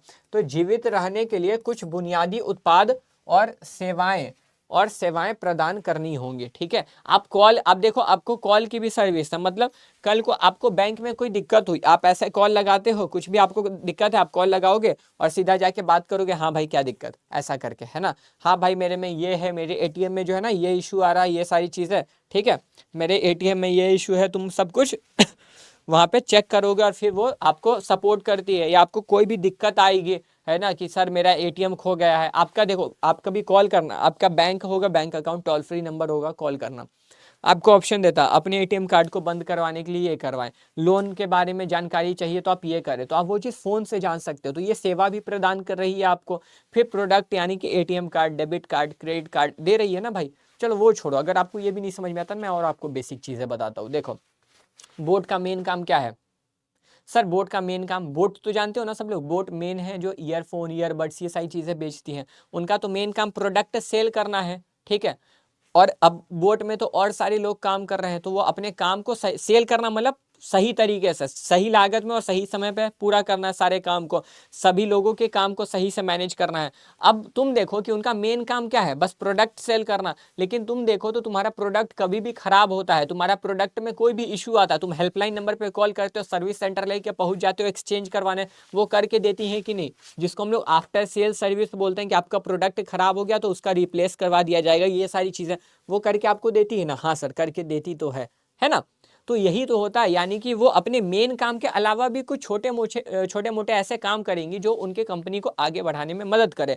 तो जब आप अपने मेन काम को और अपने लोगों को इन सब को मैनेज करके और भी कुछ एक्स्ट्रा सर्विसेज देते हो, उसको हम लोग मैनेजमेंट ऑफ ऑपरेशन और संचालन का प्रबंधन बोलते हैं, ठीक है ये चीज़।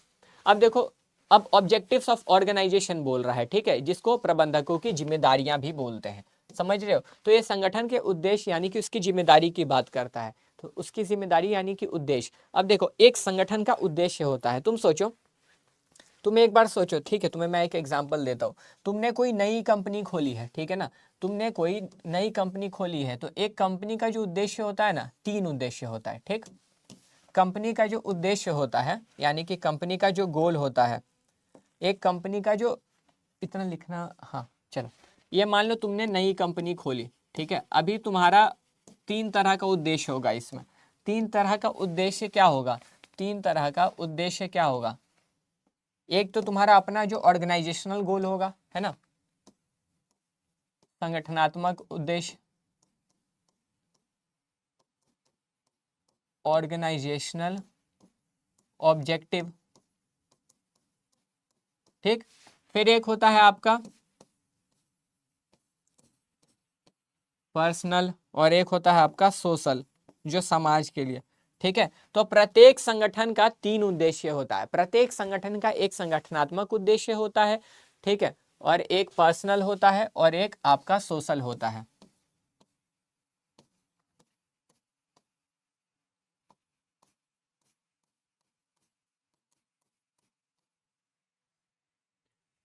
और एक आपका होगा सोशल ऑब्जेक्टिव, ठीक है।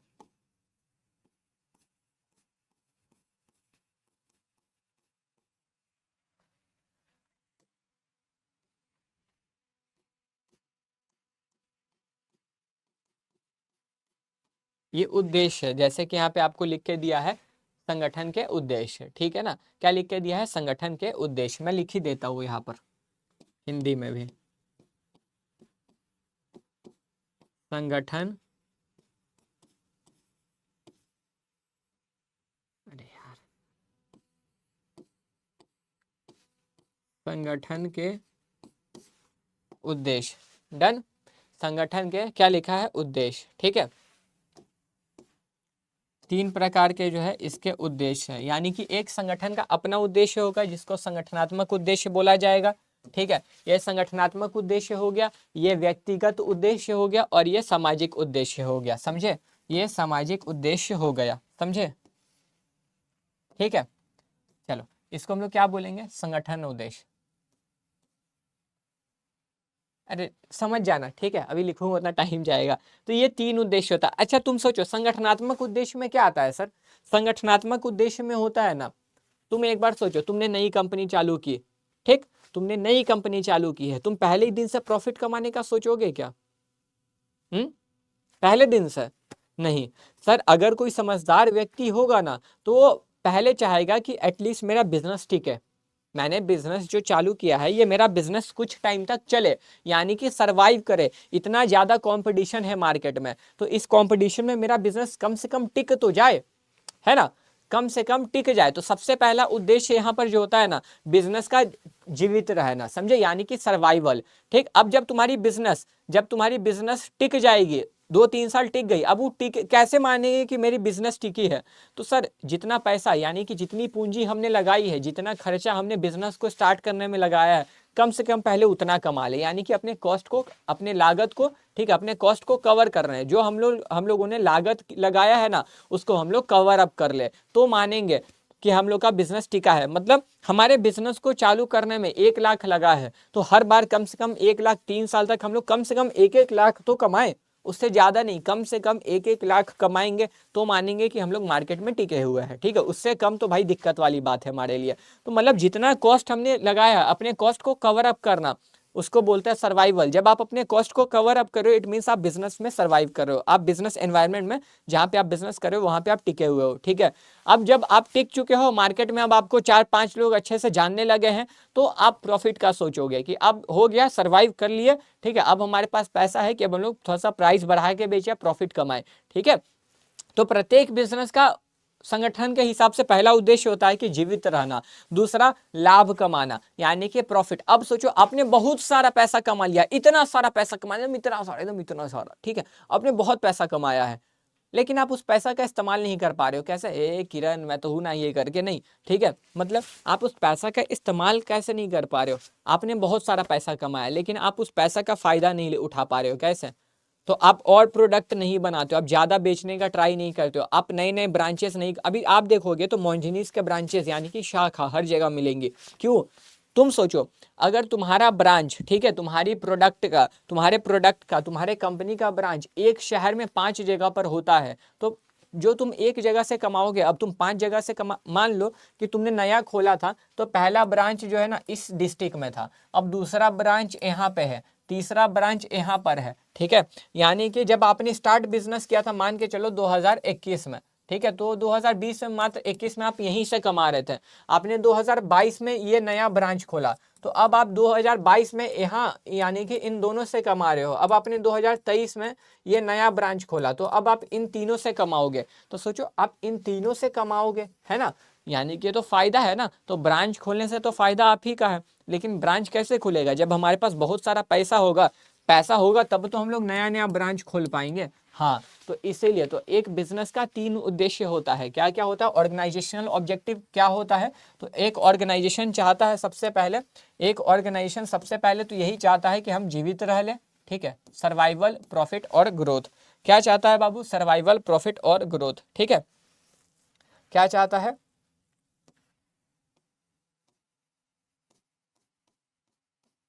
सर्वाइवल, प्रॉफिट,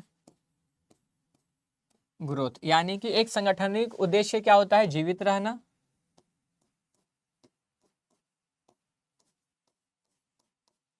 ठीक है, फिर लाभ कमाना,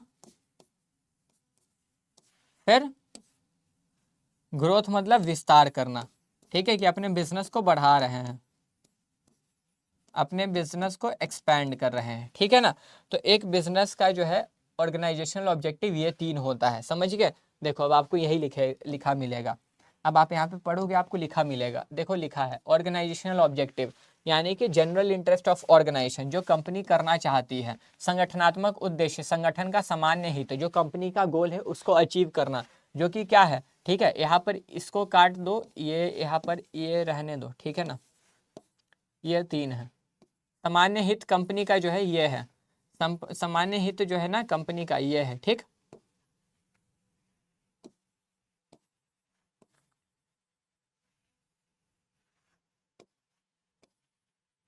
ठीक है, एक संगठन का समान हित कौन सा होता है? तो ये 3 होता है। एक संगठन का समान हित क्या है? तो ये 3 समान हित है। कितने हैं?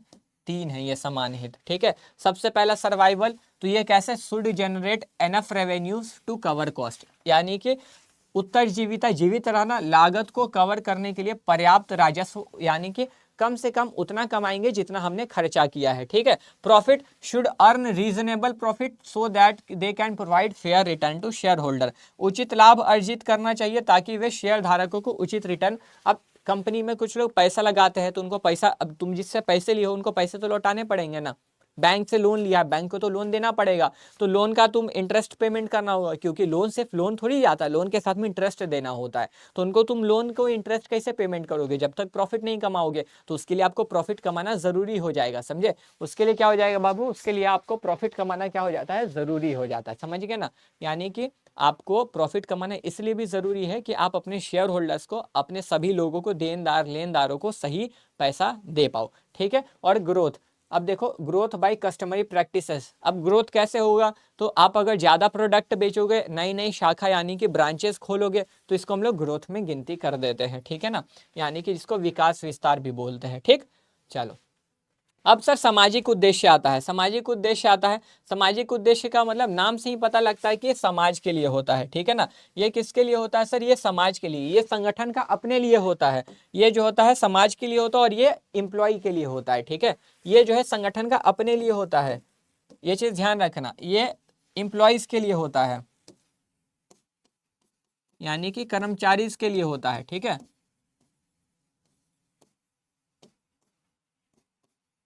ये एम्प्लॉयज के लिए है कि उनके साथ कुछ गलत ना हो, और ये जो है समाज के लिए है। ये किसके लिए है?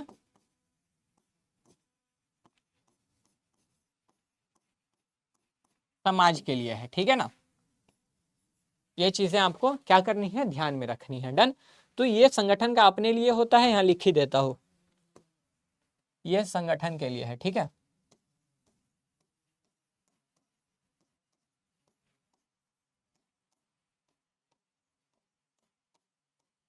संगठन के लिए है। डन? ये किसके लिए है बाबू? ये संगठन के लिए,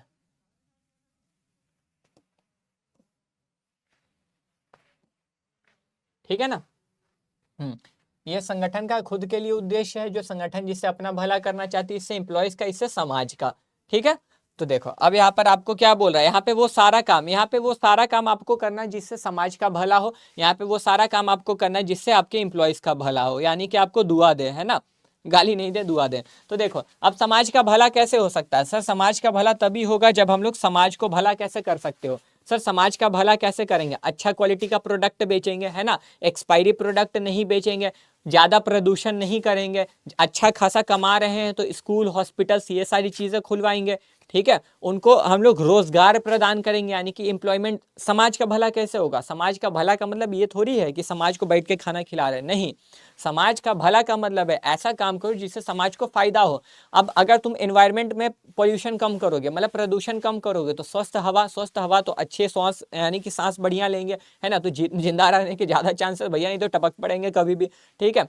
फिर अच्छी क्वालिटी का प्रोडक्ट बेचोगे, तो भाई अच्छी क्वालिटी का प्रोडक्ट बेचोगे तो उनको अच्छा चीज मिलेगा, तो वो बार बार तुमसे, अच्छा देखो तुम ही देखो, तुम कहीं जाते हो कुछ भी खाने के लिए, तुमको वहां का स्ट्रीट फूड टेस्ट बहुत पसंद आता है, तुम बार बार जाते हो ना। अब तुम अच्छी क्वालिटी की चीज दोगे तो बार बार वो तुम्हारे पास आएंगे, अल्टीमेटली तो भला तुम्हारा ही है, ठीक है? तुम नया ब्रांच कहीं ओपन करोगे, तुम अपना नया फैक्ट्री सेट करोगे, तुम अपने नए बिजनेस चालू करोगे, वहां पे तुमको लोगों की जरूरत होगी, तुम उनको हायर करके काम दोगे, जिससे वो पैसा कमाएंगे, तुम्हारा भी काम हो रहा है, उनका भी काम हो रहा है, इससे भी समाज का भला है कि नहीं है?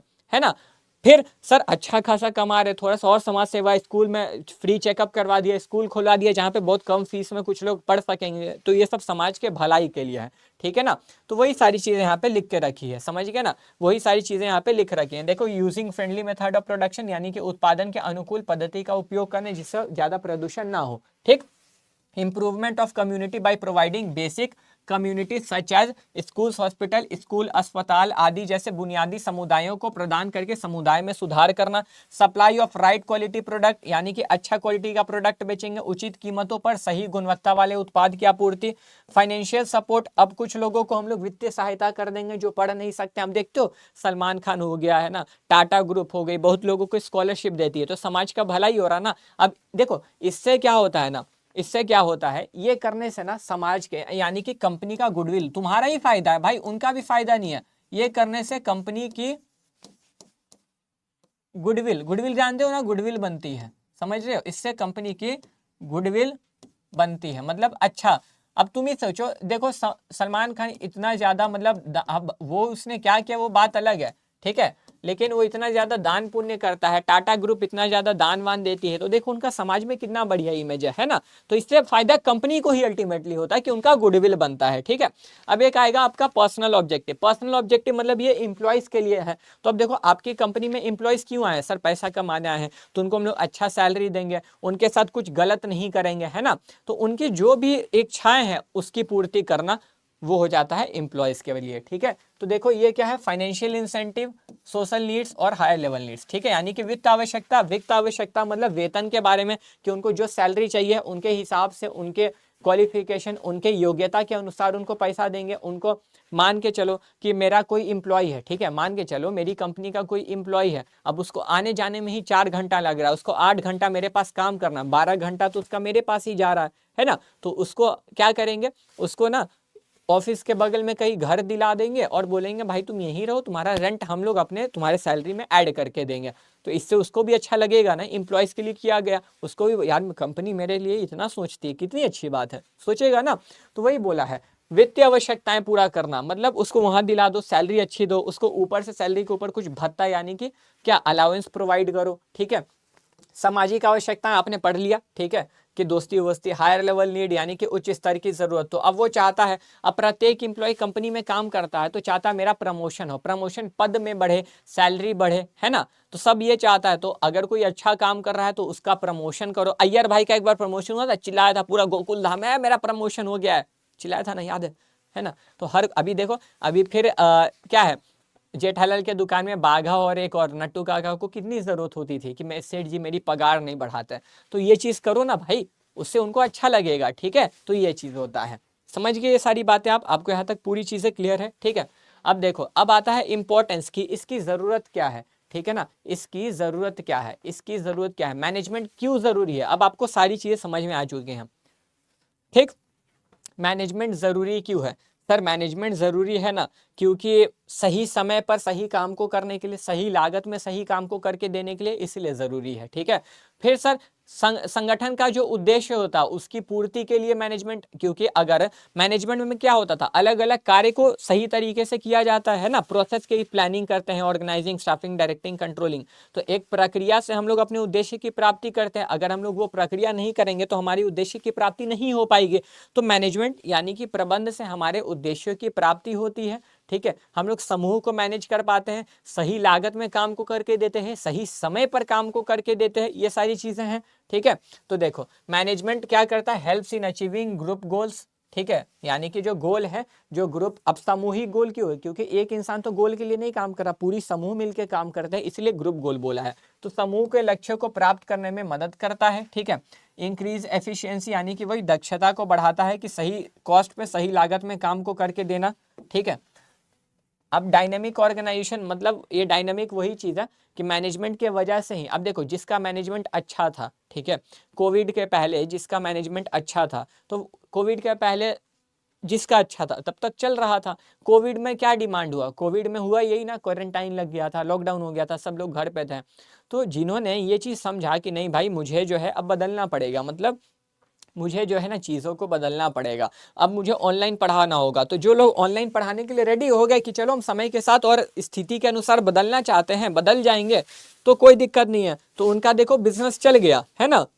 लेकिन जो नहीं बदले उनका ठप हो गया, हुआ कि नहीं।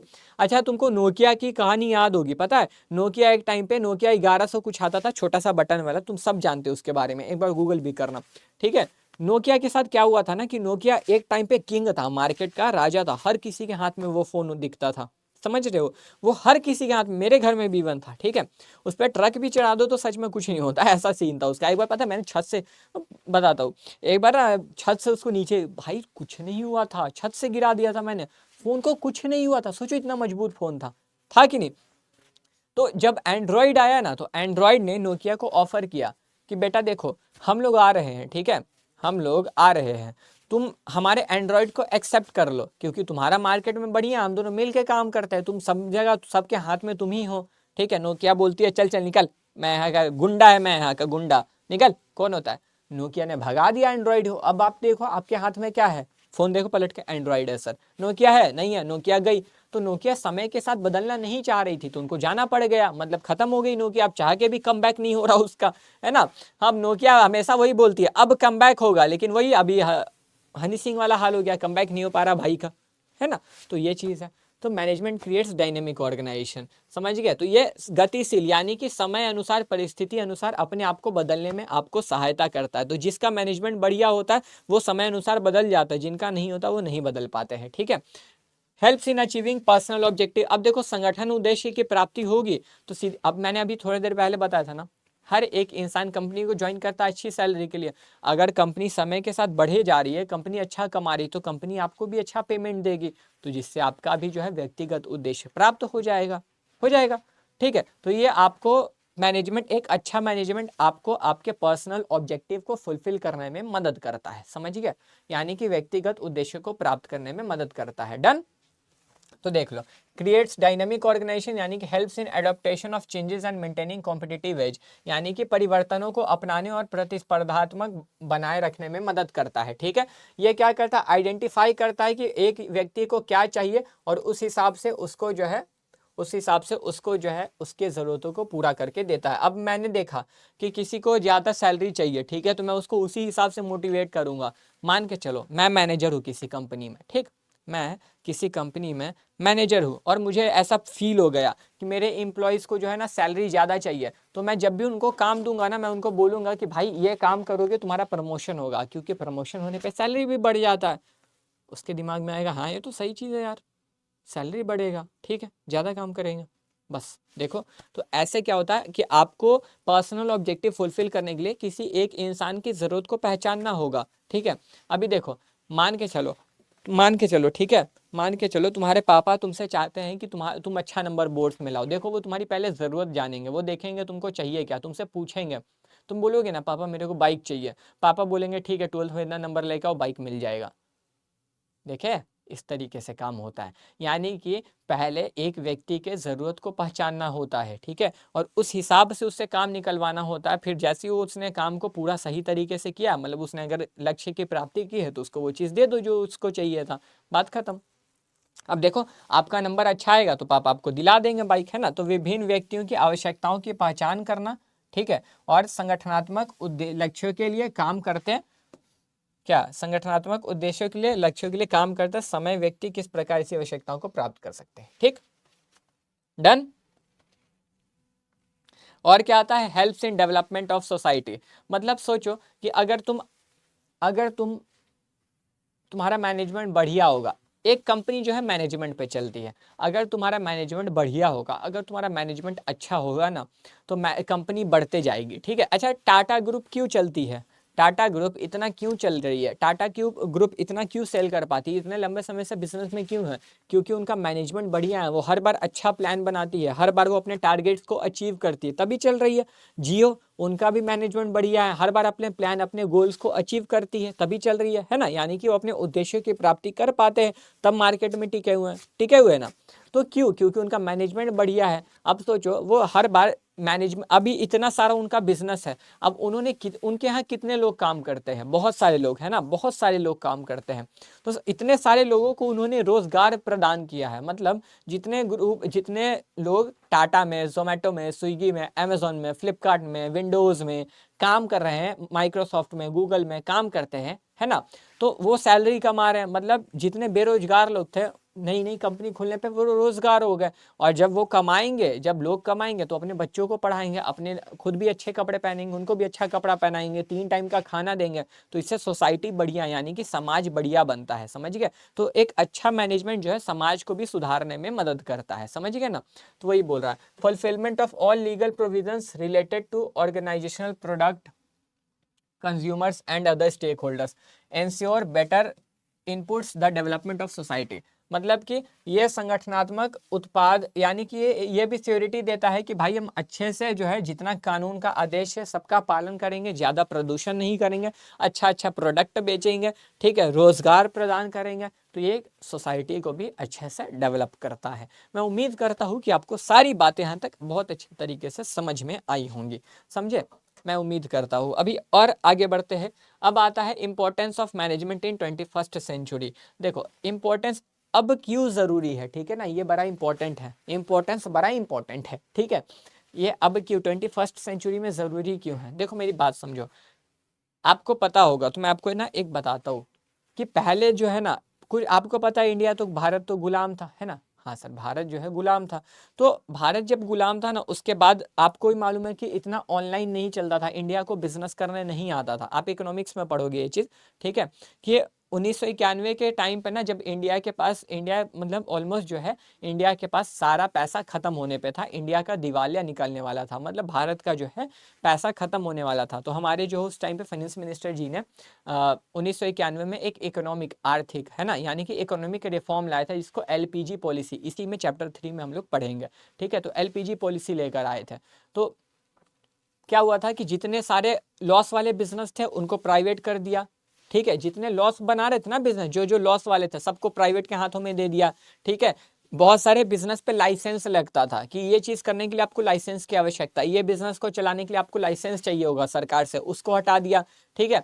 फिर पहले जो है ना, इंडिया बस केवल इंडिया में ही बिजनेस कर सकती थी, बस इंडिया के लोगों को, मतलब बस इंडियन कंपनी होगी, बाहर की कोई कंपनी नहीं होगी।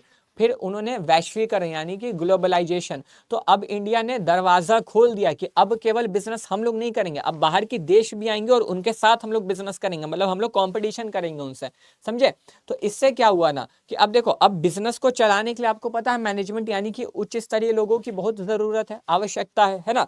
तो पहले बिजनेस उतना अच्छा तरीके से नहीं होता था, इंडिया के लोगों को बिजनेस करने नहीं आता था, तो मैनेजमेंट की जरूरत उतनी ज्यादा नहीं थी। लेकिन अब देख रहे हो इतनी सारी कंपनी है आपके सामने, हजारों बथेरे कंपनी है, Zepto, Blinkit, Flipkart, Amazon, Google, Microsoft, Coca Cola, Pep's, हजार कंपनी ना, बथेरे कंपनी, कितनी गिनवाऊं।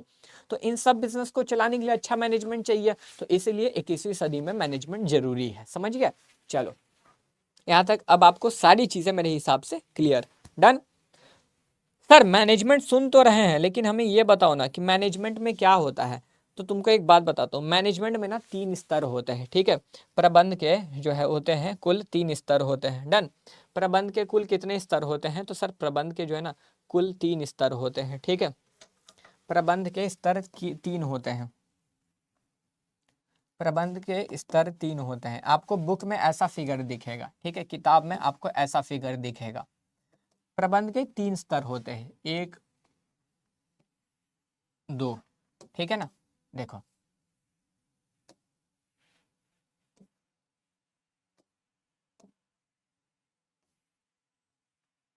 देखो यहाँ पे जो है आपको टॉप लेवल यानी कि उच्च स्तर होता है, ये जो है आपका टॉप लेवल होता है, ठीक है, इसको उच्च स्तर बोलते हैं। ये आपका मिडल लेवल होता है, ये आपका मिडल लेवल होता है, ठीक, और ये आपका लोअर लेवल होता है, ठीक है। यानी कि ये जो है इसको हम लोग क्या बोलते हैं, उच्च स्तरीय का नाम देते हैं, इसको हम लोग उच्च स्तरीय का नाम देते हैं,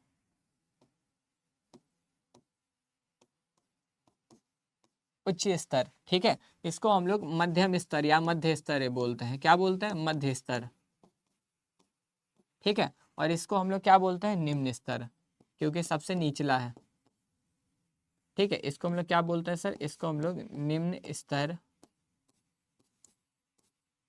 कहते हैं, ठीक है।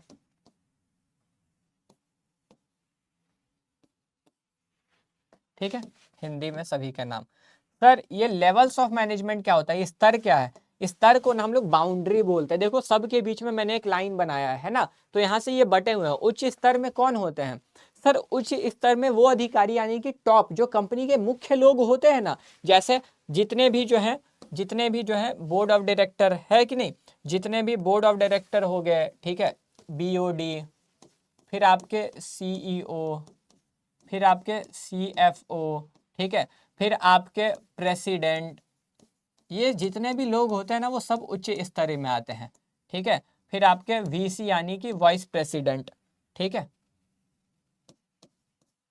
वीसी वॉइस कैप्टन लिख रहा था वाइस प्रेसिडेंट, ठीक है। तो ये सारे लोग यानी कि कंपनी के जो मेन चेयरमैन और भी लोग होते हैं, ठीक है।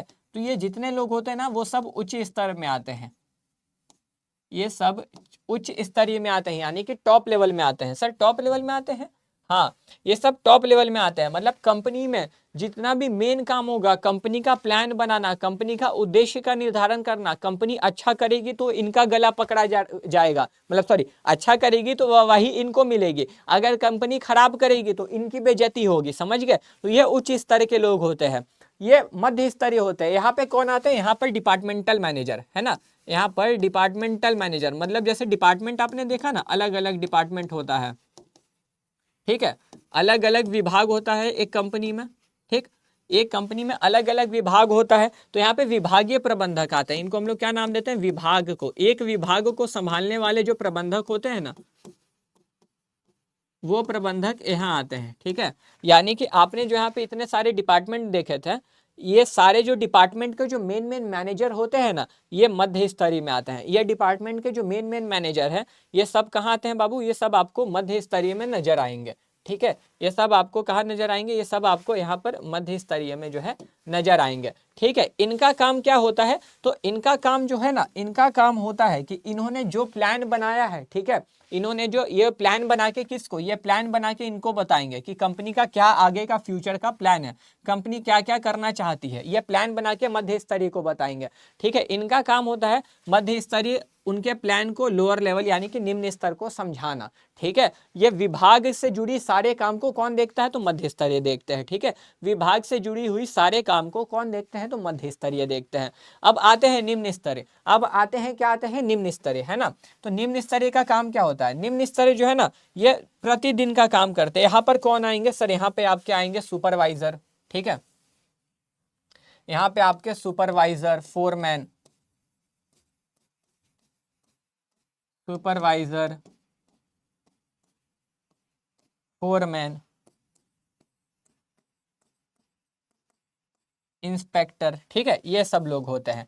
मतलब ये क्या करते हैं, इनके जो नीचे कर्मचारी होते हैं, ठीक है, इनके नीचे ना कौन होते हैं, वर्कर होते हैं। ये आपके लेवल ऑफ मैनेजमेंट में नहीं आते हैं, इसलिए मैंने आपको नहीं दिया। तो वर्कर्स पे नजर रखना जो है ना, इनका काम होता है, समझ गए। वर्कर्स पे नजर रखना इनका काम होता है। मतलब ये क्या करते हैं, ये करेंगे कि हमें डेली बेसिस पे कर्मचारियों से क्या क्या काम करवाना है, कौन कर्मचारी अच्छा काम कर रहा है, कौन कर्मचारी काम चोरी कर रहा है, उन सब पे नजर रखने का काम निम्न स्तरीय का होता है। तो प्रबंध के 3 स्तर होते हैं, उच्च स्तरीय, निम्न, मध्य स्तरीय और निम्न स्तरीय, ठीक है ना। सर अब एक क्वेश्चन पूछा जा सकता है कि त्रिकोण यानी कि ट्राइंगल के शेप में क्यों होता है, ठीक है।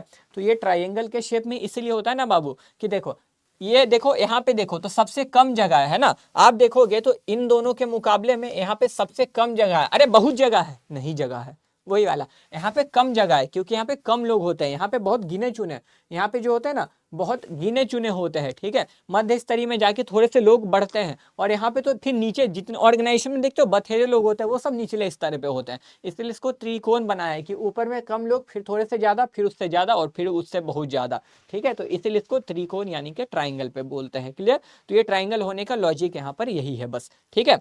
आगे पूरी बातें अब वही बोल रहा है, ठीक है ना। तो देखो अब क्या है बोल रहा है, आप यहाँ पे देखो, अब आप यहाँ पे अगर देखोगे आपको सारी चीज़ें समझ में आएंगे। तो लेवल्स ऑफ मैनेजमेंट क्या है, तो लेवल्स ऑफ मैनेजमेंट है बाबू, management border line between various managerial position, है ना, यानी कि बॉर्डर। तो किसी संगठन में देखो विभिन्न प्रबंधकीय पदों के बीच सीमा रेखा, है ना। तो देखो अलग अलग पद के बीच में एक सीमा रेखा मैंने खींच के रखा है, इसी को लेवल्स, इसी को क्या बोलते हैं, लेवल ऑफ मैनेजमेंट बोलते हैं, सीमा रेखा, येलो लाइन को, ठीक है ना, येलो लाइन को हम लोग बोलते हैं, डन, येलो लाइन को हम लोग बोलते हैं। अब देखो इसमें आपका सबसे पहले टॉप लेवल आ रहा है, टॉप लेवल मैनेजमेंट। तो इसमें कौन कौन आते हैं, सीनियर मोस्ट, जो सबसे सीनियर है, सबसे वरिष्ठ अधिकारियों का मुख्य कार्यकारी अधिकारी, ठीक है, यानी कि नेम्ड सीईओ, ये कौन है, सीईओ, ठीक है, यहाँ पे है भी, चलो यहाँ है ही, यहाँ पर है CEO, president, vice president, board of director जिसको बीओडी, जनरल मैनेजर, चेयरमैन और वॉट एवर नेम कॉल्ड, और जो भी उनका नाम है। तो देखो यहाँ पे सबसे मेन मुख्य लोग आते हैं, जो कौन, सीईओ होते हैं, अध्यक्ष होते हैं, उपाध्यक्ष होते हैं, निर्देशक मंडल होते हैं, महाप्रबंधक होते हैं, अध्यक्ष, जो भी नाम दिया जाता है, नामित किया जाता है, ठीक है। फिर इनका काम आपको भी पता है, सबसे बहुत ज्यादा टेंशन वाला होता है, स्ट्रेस, क्योंकि कंपनी का पूरा भार इनके कंधे पर, इनके मत्थे पर होता है, ठीक है। तो इनका जो है प्रकृति में जटिल और क्योंकि यह लंबे समय तक प्रतिबद्धता की मांग करता है। ठीक है, इनका काम बहुत ज़्यादा मुश्किल होता है, स्ट्रेस वाला होता है, क्योंकि बहुत टाइम इनको सोचने में लगता है कि कंपनी को क्या करना है नहीं करना है, तो इनका काम काफ़ी टेंशन वाला होता है। ठीक है, इनका काम फंक्शन देखो वही चीज बोल रहा है। तो ये पूरे कंपनी का जो है ओवरऑल ऑर्गेनाइजेशनल ऑब्जेक्टिव सेट करते हैं कि कंपनी को क्या करना है नहीं करना है। कंपनी के उद्देश्य का निर्धारण कौन करेगा, बताए ना, कंपनी को क्या करना है वो कौन बताएगा, जो सबसे ऊपर जो उसका मालिक होगा वही बताएगा। फिर डिसाइड करेगा ऑर्गेनाइजेशनल गोल, वही बात हो गया, और क्या क्या जो गोल है उसको पूरा करने के लिए क्या क्या प्लान, यानी जो हमारा उद्देश्य है उसको पूरा करने के लिए हमें कौन सा प्लान, कौन सी स्ट्रेटेजी अपनाना है, वो भी यही लोग बताएंगे।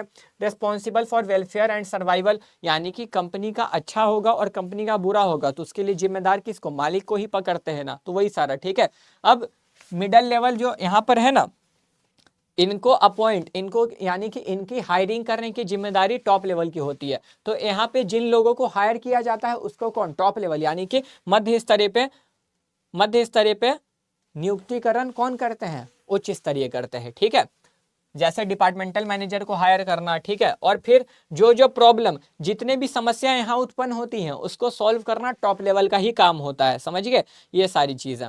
ठीक, फिर और भी सारे बजट बनाना, प्रोसीजर, तो ये सब हम लोग आगे के चैप्टर में पढ़ेंगे। और coordinate the dissimilar activities of different department plus resolve, यानी कि जितनी भी कंपनी में गलतियां हो रही हैं, लड़ाइयां हो रही हैं, उनको सॉल्व करने का काम होता है। ठीक है, टॉप लेवल का दूसरा नाम होता है एडमिन लेवल, ध्यान रखना, जिसको प्रशासनिक स्तर का प्रबंध, टॉप लेवल का दूसरा नाम है, एमसीक्यू में पूछेगा, टॉप लेवल का दूसरा नाम होता है एडमिन लेवल, यानी कि प्रशासनिक स्तर।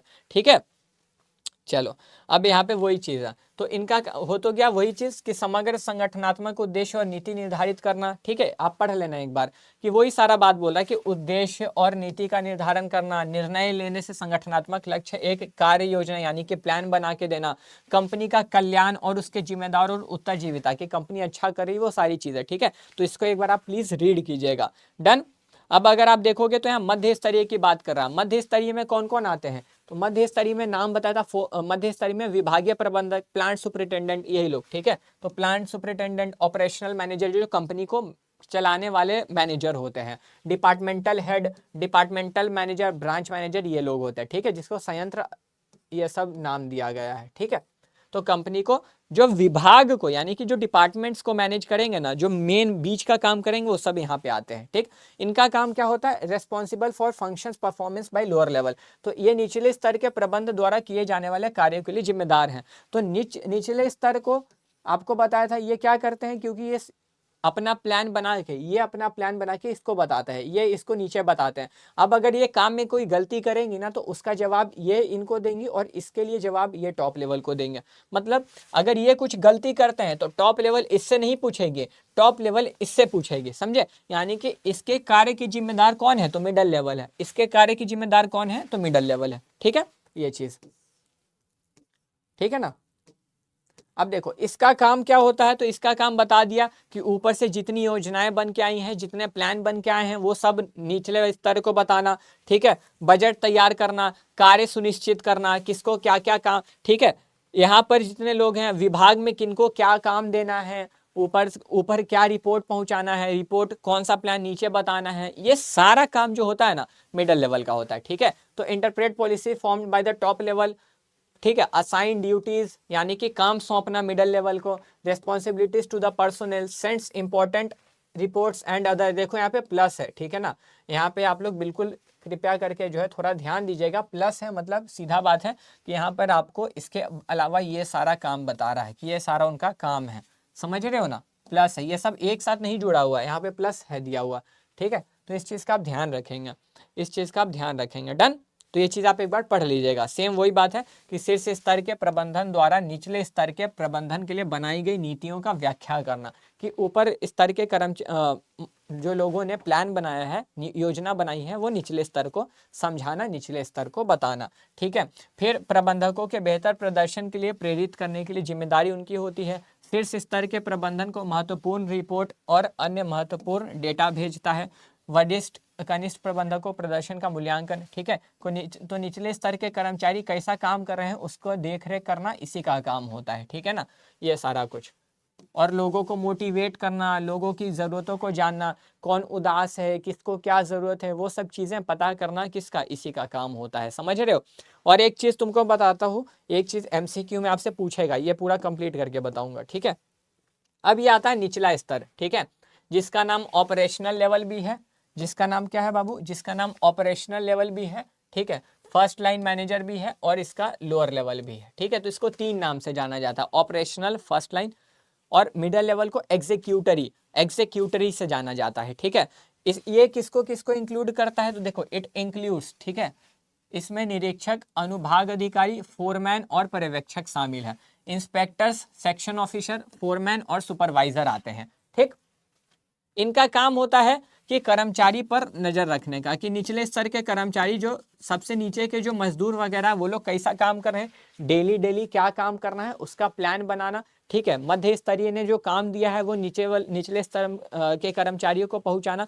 अब देखो कर्मचारी, इसके नीचे जो होते हैं, आपको बताया ना, इसके नीचे जो होते हैं, इसके नीचे जो होते हैं मजदूर होते हैं, ठीक है। तो इसके नीचे जो वर्कर्स हैं ना, उनको अगर कोई समस्या आ रही है, ठीक है, अगर इनको कोई समस्या आ रही है तो ये उस बात को, ये वर्कर्स इसको बताएंगे, ठीक है।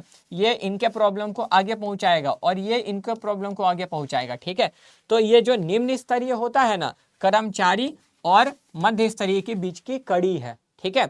और ये निम्न मध्य स्तरीय जो है निम्न स्तर और उच्च स्तरीय के बीच की कड़ी है, ठीक है। ये चीज़ ध्यान रखना, ये चीज़ आपको क्या रखना है, ध्यान रखना है, ठीक है। तो ये क्या है बाबू, यहाँ पे आप लिख भी सकते हो, ठीक, कि लिंक बिटवीन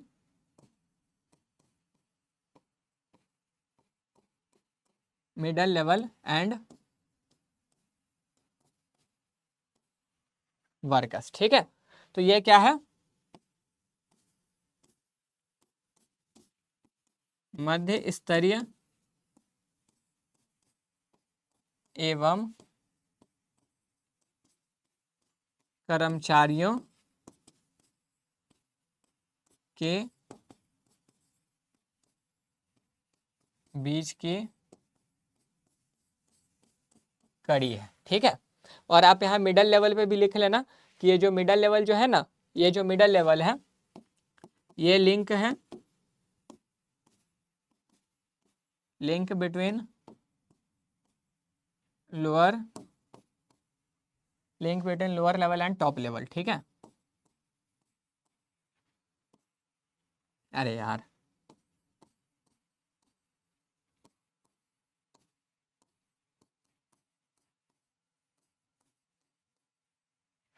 ठीक है।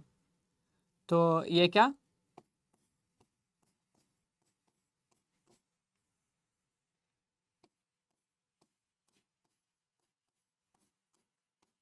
निम्न स्तर एवं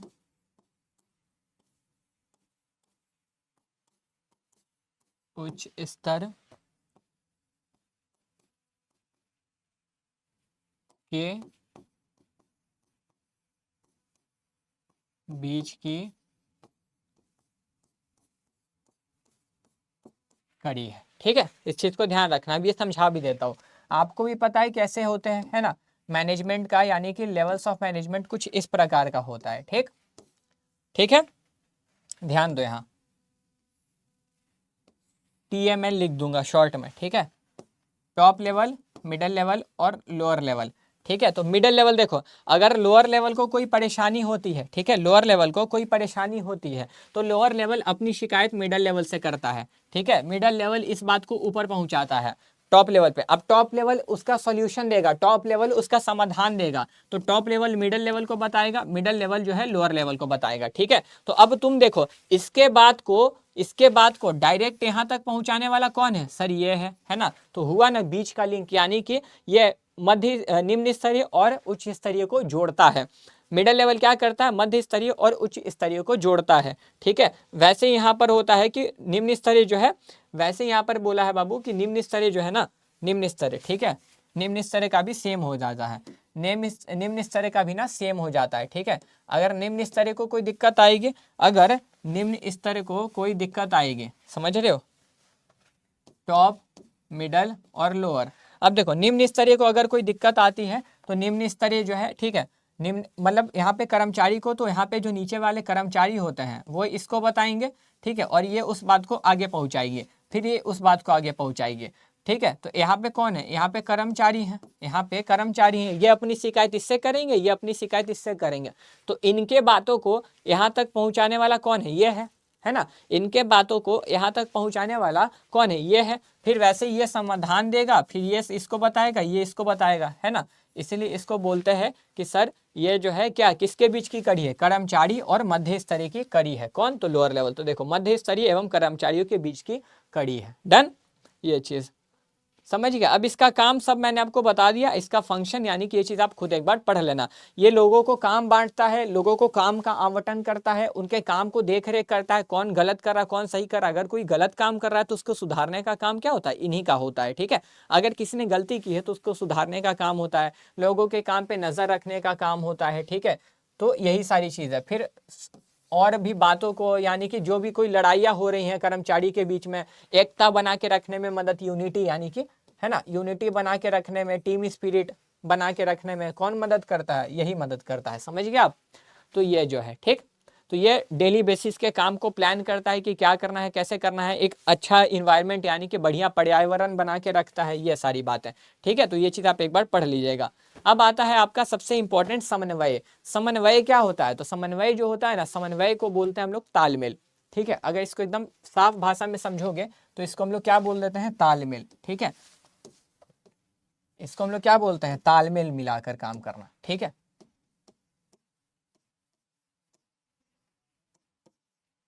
तालमेल मिला के काम करना। देखो इसको एक एग्जांपल से समझाता हूँ, इसको एक एग्जांपल से समझाता हूँ, ठीक है। देखो समझना, ठीक है। इनका क्या था, इनका गोल था कि हमें सेल बढ़ाना है, ठीक है ना। इनका उद्देश्य था कि हमें जो है सेल्स क्या करना है, सेल्स ज़्यादा करना है, ठीक है। हमें सेल्स जो है ज़्यादा करना है, ठीक। अब बिकेगा कब, जब ज़्यादा बनेगा, है ना। तो देखो यहाँ पर इसने बोला ना, सेल्स डिपार्टमेंट ने बताया इसको, सेल्स डिपार्टमेंट जो है इसको बताती है, सेल्स डिपार्टमेंट किसको बताती है, सेल्स डिपार्टमेंट इसको बताती है कि सुनो भाई, थोड़ा सा ज़्यादा रॉ मटेरियल खरीद के लाना, ठीक है, कि हमें सेल ज़्यादा करना है। अब ये ज़्यादा खरीद के लाएगी, ये जैसे ही ज़्यादा खरीद के लाएगी इसको बताएगी कि देखो हम ज़्यादा खरीद के लाए हैं, क्यों लाए हैं, तो तुम्हें ज़्यादा उत्पादन करना है क्योंकि ज़्यादा बेचने का काम है, ठीक है, ज़्यादा हमें इस बार सेल करना है। ये ज़्यादा बनाएगी तो बोलेगी भाई देखो ज़्यादा प्रचार करना, ज़्यादा प्रचार करोगे तभी बिकेगा। ये बोलेगा अगर ज़्यादा प्रचार करना है तो टीवी पे प्रचार होगा, टीवी पे प्रचार करने के लिए एक्टर या पैसा चाहिए होगा, है ना, प्रचार करने के लिए पैसा लगता है। तो ये वित्त से बोलेगी कि वित्त भैया हमें पैसा दो, वित्त भैया, वित्त विभाग हमें पैसा दो मार्केटिंग करने के लिए, ठीक है। तो तुम देखो अलग अलग काम एक साथ मिलकर कार्य कर रहे हैं कि नहीं, यानी कि सब लोग तालमेल मिला के काम कर रहे हैं ना बाबू। देखो परचेज, प्रोडक्शन, मार्केटिंग सब लोग एक साथ मिलकर काम कर रहे हैं, यानी कि ऑर्गेनाइजेशन में, एक संगठन में अलग अलग कार्य जब एक साथ मिल करके, यानी कि ऑर्गेनाइजेशन के अलग अलग एफर्ट्स को एक साथ जब बाइंड कर दिया जाता है, अलग अलग लोगों के प्रयासों को एक जगह लेके आ जाते हैं, उसको कोऑर्डिनेशन यानी कि समन्वय बोलते हैं। समझ में आई बात। देखो क्योंकि सेल ज़्यादा करने के लिए प्रोडक्ट ज़्यादा बनाना होगा, प्रोडक्ट कब बनेगा, जब ज़्यादा बिकेगा। तो सेल्स डिपार्टमेंट आके बोलती है कि भाई ज़्यादा रॉ मटेरियल खरीदना, क्योंकि ज़्यादा बनेगा, ज़्यादा बनेगा तो मार्केटिंग होगा, मार्केटिंग होगा तो ज़्यादा फिर हमें पैसा चाहिए होगा, और पैसा चाहिए होगा तब तो बिकेगा, तो हम लोग कवर करेंगे, है ना। तो इतने सारे काम एक साथ हो रहे हैं, सब लोग आपस में मिलजुल कर काम कर रहे हैं ना। ये सारे ऑर्गेनाइजेशन के पूरे एफर्ट्स को देखो बांध रहा है। अगर इसमें से कुछ भी एक चीज नहीं होगा तो टारगेट नहीं अचीव हो पाएगा, ठीक है। तो ये ऑर्गेनाइजेशन के इतने सारे एफर्ट्स को, मतलब इतने लोग जो एफर्ट्स लगा रहे हैं, मेहनत कर रहे हैं, ये सभी के श्रम को, सभी के मेहनत को एक जगह बांध रहा है, और ये क्या करने में मदद कर रहा है, ऑर्गेनाइजेशनल के गोल को अचीव करने में मदद कर रहा है, यानी कि संगठनात्मक उद्देश्यों को पूर्ति करने हेतु काम कर रहा है, ठीक है। तो देखो पढ़ो क्या है, पढ़ो यहाँ पर systematic arrangement of various efforts, है ना, यानी कि बहुत सारे एफर्ट्स को एक जगह पे अरेंज करना, जो कि अलग अलग लोग या फिर करते हैं, टू अचीव कॉमन ऑर्गेनाइजेशनल गोल, यानी कि सामान्य संगठनात्मक लक्ष्यों को प्राप्त करने के लिए व्यक्तियों द्वारा किए गए विभिन्न प्रयास, है ना। यानी कि जो ऑर्गेनाइजेशनल का गोल है, ऑर्गेनाइजेशनल का गोल क्या था, सेल था, है ना। यहाँ पे इसका गोल यानी कि उद्देश्य ये था, जो लक्ष्य था। अब ये सब क्यों किया जा रहा है, इसकी प्राप्ति हेतु, ठीक है। तो ये सब काम जब हम लोग संगठनात्मक उद्देश्यों की पूर्ति हेतु करते हैं उसको हम लोग समन्वय बोल देते हैं। ठीक है। तो अब यहाँ पे ध्यान रखना, एक आपके लिए MCQ होता है कि ये जो है एसेंस ऑफ, इसके बिना काम नहीं हो पाएगा।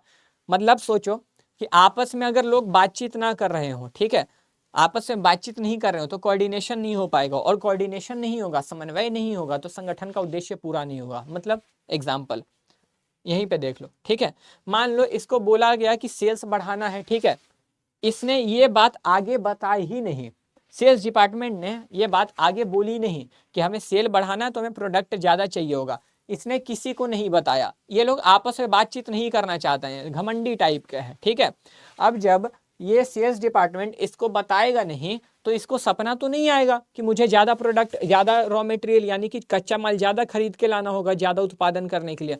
अब इसको नहीं आएगा तो इसको भी नहीं पता, इसको नहीं पता तो इसको भी नहीं पता, है ना। मतलब अगर ये आपसी तालमेल नहीं होगा तो तुम्हें लगता है कि सेल बढ़ पाएगा? मतलब मात्र इसको पता है, इनमें से किसी को नहीं पता है कि हमें सेल बढ़ाना है, हमारा उद्देश्य है हमें ज़्यादा सेल करना है। ठीक है, बस इसको ही पता और किसी को नहीं।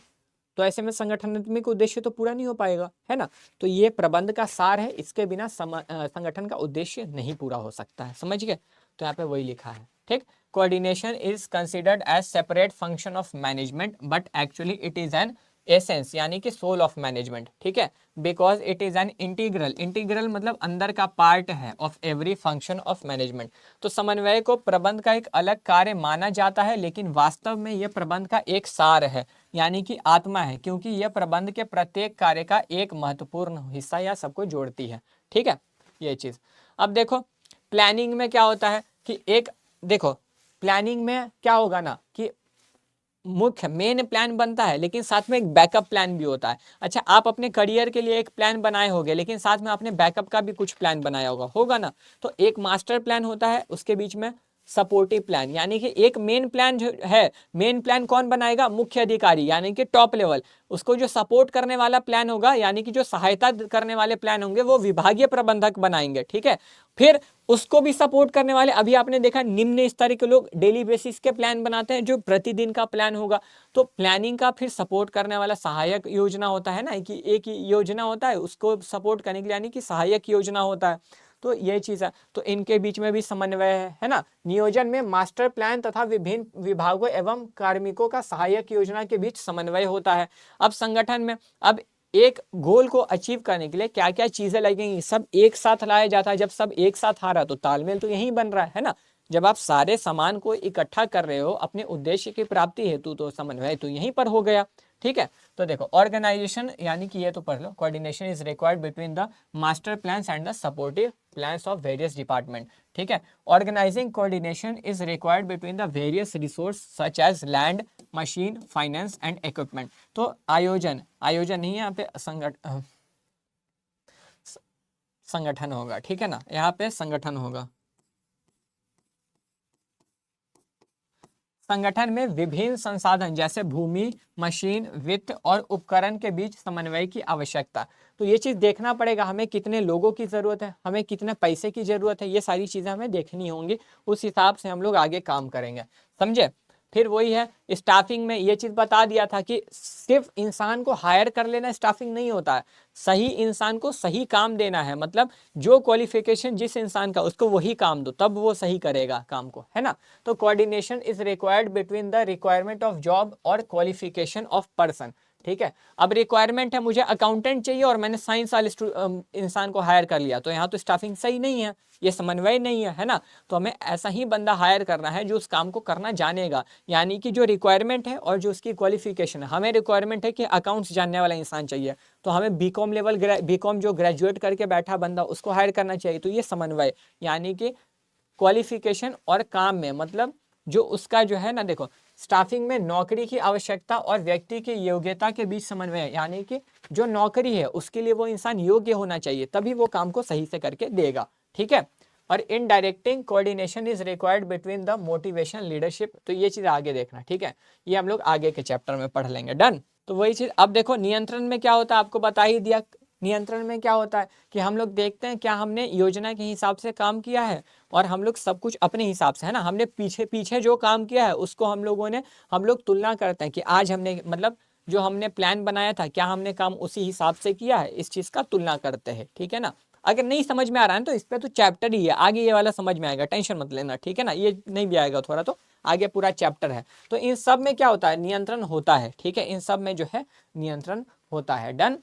अब इसका क्या होता है, तो देखो इसकी प्रकृति की बात कर रहा है, ठीक है, इसकी प्रकृति कैसी है, मतलब ये कैसा ये काम करता है, नेचर ऑफ कोऑर्डिनेशन, ठीक है ना। तो नेचर ऑफ कोऑर्डिनेशन में है कि सबसे पहले इंटीग्रेट्स ग्रुप एफर्ट, यानी कि समूह प्रयासों को एकत्रित करता है, मतलब अलग अलग लोगों के मेहनत को एक जगह लाता है और काम करता है। तो सिंपल है सर, इसमें तालमेल, तुम ही देखो ना, ये सब लोग आपस में मिलकर ही काम कर रहे थे ना, ये सब तो एक डिपार्टमेंट क्या होता है, लोगों का समूह होता है, ये सब आपस में मिलकर काम कर रहे थे।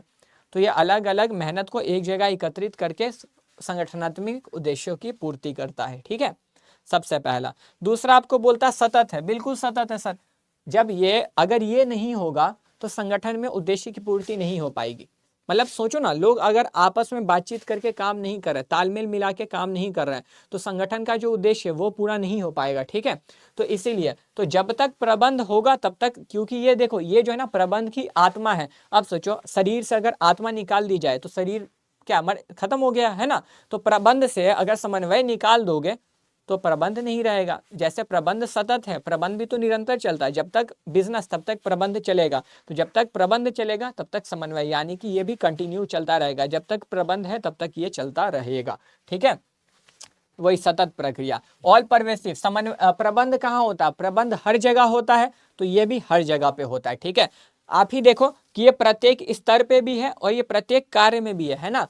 प्रत्येक स्तर पे उच्च अधिकारी जो प्लान बना के देंगे वो बताएंगे मिडिल लेवल को, है ना। तो आपस में बता रहे हैं तो तालमेल तो यही हो रहा। फिर ये सहायक योजना बनाएगा, फिर नीचे वाले को बताएगा, नीचे वाला उस हिसाब से डेली डेली का प्लान बनाएगा। तो आपस में पहले तो प्रत्येक स्तर पे है, यहाँ ऑब्जेक्टिव भी बनता है कि समन्वय प्रत्येक स्तर पे होता है और प्रत्येक विभाग में होता है, ठीक है। तो ये हर जगह पर है, हर तरह के संगठन में है, ठीक है ना, हर चीज में है समन्वय भी, हर चीज में। जब तक प्रबंध है तब तक इसका ये भी रहेगा, ठीक है। ये यूनिटी ऑफ एक्शन, यानी कि ये एकता बना के एकता सुनिश्चित करता है। जाहिर सी बात है, जब सारे लोग एक साथ काम कर, एकता मतलब क्या होता है, सुनते हैं ना, एकता में बल है। जब एक समूह टीम के तरह काम करेगा तो उसको एकता बोलेंगे, सब लोग मिलजुल कर काम कर रहे हैं, तो ये क्या करता है, एकता बना के रखने में मदद करता है, समझ गए, ठीक है, यही चीज। तो ये सब मैंने आपको बता दिया, ये सब मैंने आपको बता दिया, ठीक है ना, कि ये पहला तो सभी प्रयास बिना देखो अब ये बोल रहा है कि इसका जरूरी क्यों है, ठीक है,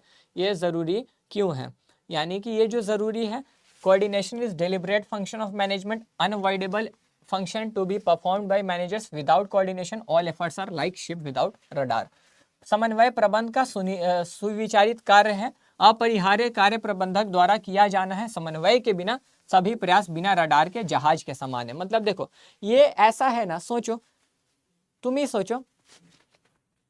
सोचो, ठीक है ना, कि क्रिकेट तुम खेलने गए, ठीक है, तुम्हारे पूरे टीम में जितने लोग हैं, कोई ना सब अपने आप को बड़ा मान रहा है, कोई टीम की तरह नहीं खेल रहा, आपस में मिलजुल के नहीं खेल रहा, सब बोलता है हम अच्छे, हम फर्स्ट, हम बैटिंग जाएंगे पहले, ऐसे करके। तो ऐसे जीतेगी तुम्हारी टीम।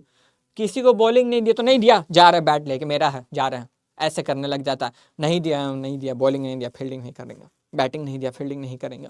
ऐसे होगा तो तुम जीत पाओगे, यानी कि समन्वय तो नहीं है। जब समन्वय मतलब जब सब लोग मिल के काम कर रहे हैं, सब लोग मिल के खेल रहे हैं, सब लोग जीतने के लिए खेल रहे हैं, ये समन्वय होता। अब अगर वैसे काम करेंगे, मतलब मान लो कि तुम खेल रहे हो लेकिन समन्वय में नहीं है, तो जीत ही नहीं पाओगे। तो शिप बिना रडार के कहने का मतलब है, एक रडार होता है ना जहाँ पे पता चलता है, एक रडार होता है, ठीक है, शिप में, जहाज में एक रडार होता है जो बताता है कि कहाँ पे खतरा है, वो सेंस करते रहता है। तो वही बोल रहा है कि अगर समन्वय नहीं होगा तो वो शिप बिना रडार के। अब रडार, अगर शिप में रडार नहीं होगा, वो रडार क्या है, एक तकनीक है जो कि बताता है कि शिप में आसपास में कहाँ पत्थर है, कहाँ खतरा है, कहाँ बर्फ का वो है ना, पहाड़ है, जिससे शिप टकरा ना जाए। तो वो सारे खतरों को पहचानता है रडार। तो अगर ये रडार नहीं होगा तो शिप तो जाके कहीं भी टकरा जाएगा, जहाज कहीं भी टकरा जाएगा, है ना।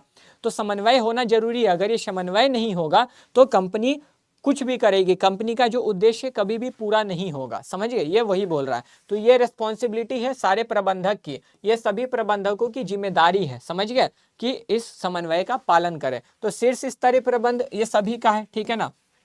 यानी कि इसका क्या है, यह सुनिश्चित करने के लिए कि समन्वय करे कि सभी योजनाएं क्रियान्वित हैं। मतलब इसका काम है कि ये कंफर्म करे कि जो भी प्लान बना है वो सब फॉलो हो रहा है ना। टॉप लेवल का काम है कि जो प्लान मैंने बना के दिया है क्या वो काम हो रहा है ना, ये चीज़। ठीक है। मिडिल लेवल का काम है कि सारे विभाग के लोग मिलजुल कर काम करें, with coordinate with top level management and lower level, मतलब इन दोनों के बीच में बातें, क्योंकि ये उच्च स्तरीय प्लान बना के मध्य स्तरीय को बताएगा, मध्य स्तरीय निम्न स्तरीय को बताएगा। ठीक है। तो इसका काम है कि निम्न स्तरीय और उच्च स्तरीय से तालमेल बना के रखे, कड़ी बना के रखे, समझे।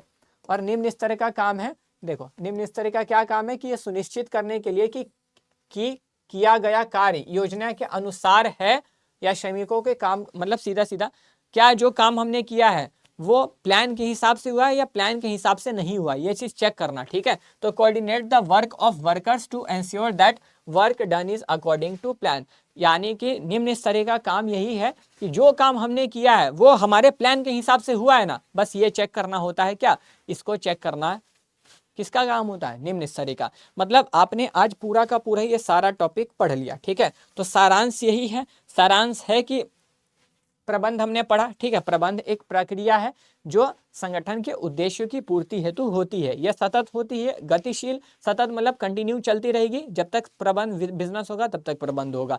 यानी फिर गतिशील, समय और परिस्थिति के अनुसार बदलता है। ठीक है।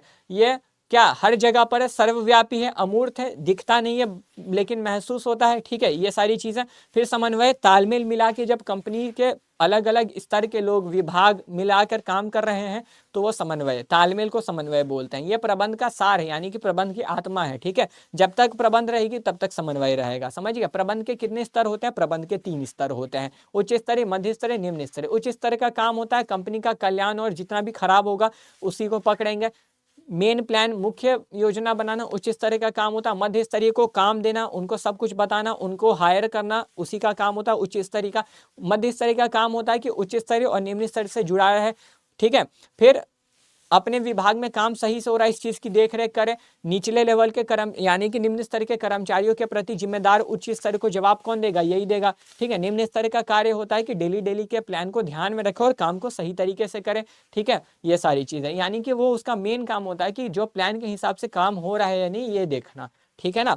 तो आई होप आपको आज का लेक्चर पसंद आया होगा। अगले लेक्चर में हम लोग इस चैप्टर को कर देंगे खल्लास। ठीक है। तो मेरे हिसाब से आपको आज का लेक्चर मेरे हिसाब से क्या अच्छा ही लगा होगा, और अगर आपको अच्छा लगा होगा तो कृपया अपने प्यारे प्यारे कमेंट्स करके एक बार मुझे बताना कि आपको शायद से ये लेक्चर बहुत बढ़िया लगा। ठीक है। शायद से नहीं, बहुत अच्छा लगा। मैं उम्मीद करता हूँ आपको पूरा ये चैप्टर अच्छे तरीके से समझ में आया होगा। ठीक है। तो कोऑर्डिनेशन एक बार और मैं आपको रिपीट कर दे रहा आपके लिए। कोऑर्डिनेशन क्या है, इंटीग्रेट्स ग्रुप एफर्ट, अलग अलग के लोगों के मेहनत को एक जगह बांधता है, इंटीग्रेट करता है ग्रुप एफर्ट्स को, इसी को कोऑर्डिनेशन बोल देते हैं। ठीक है। मोस्ट इंपॉर्टेंट स्टेप है ये ऑर्गेनाइजेशन का। ठीक। तो चलिए, मेरे हिसाब से आपको सारी चीज़ समझ में आई होंगी। तो आज के लिए बस इतना ही, मिलते हैं हम लोग अपनी अगले सेशन में, इसी ऐसे ही प्यारे से सेशन में। मैं आयुष सिंह आपसे अलविदा कहता है। तो this side Ayush Singh signing off, bye bye, take care, bye bye.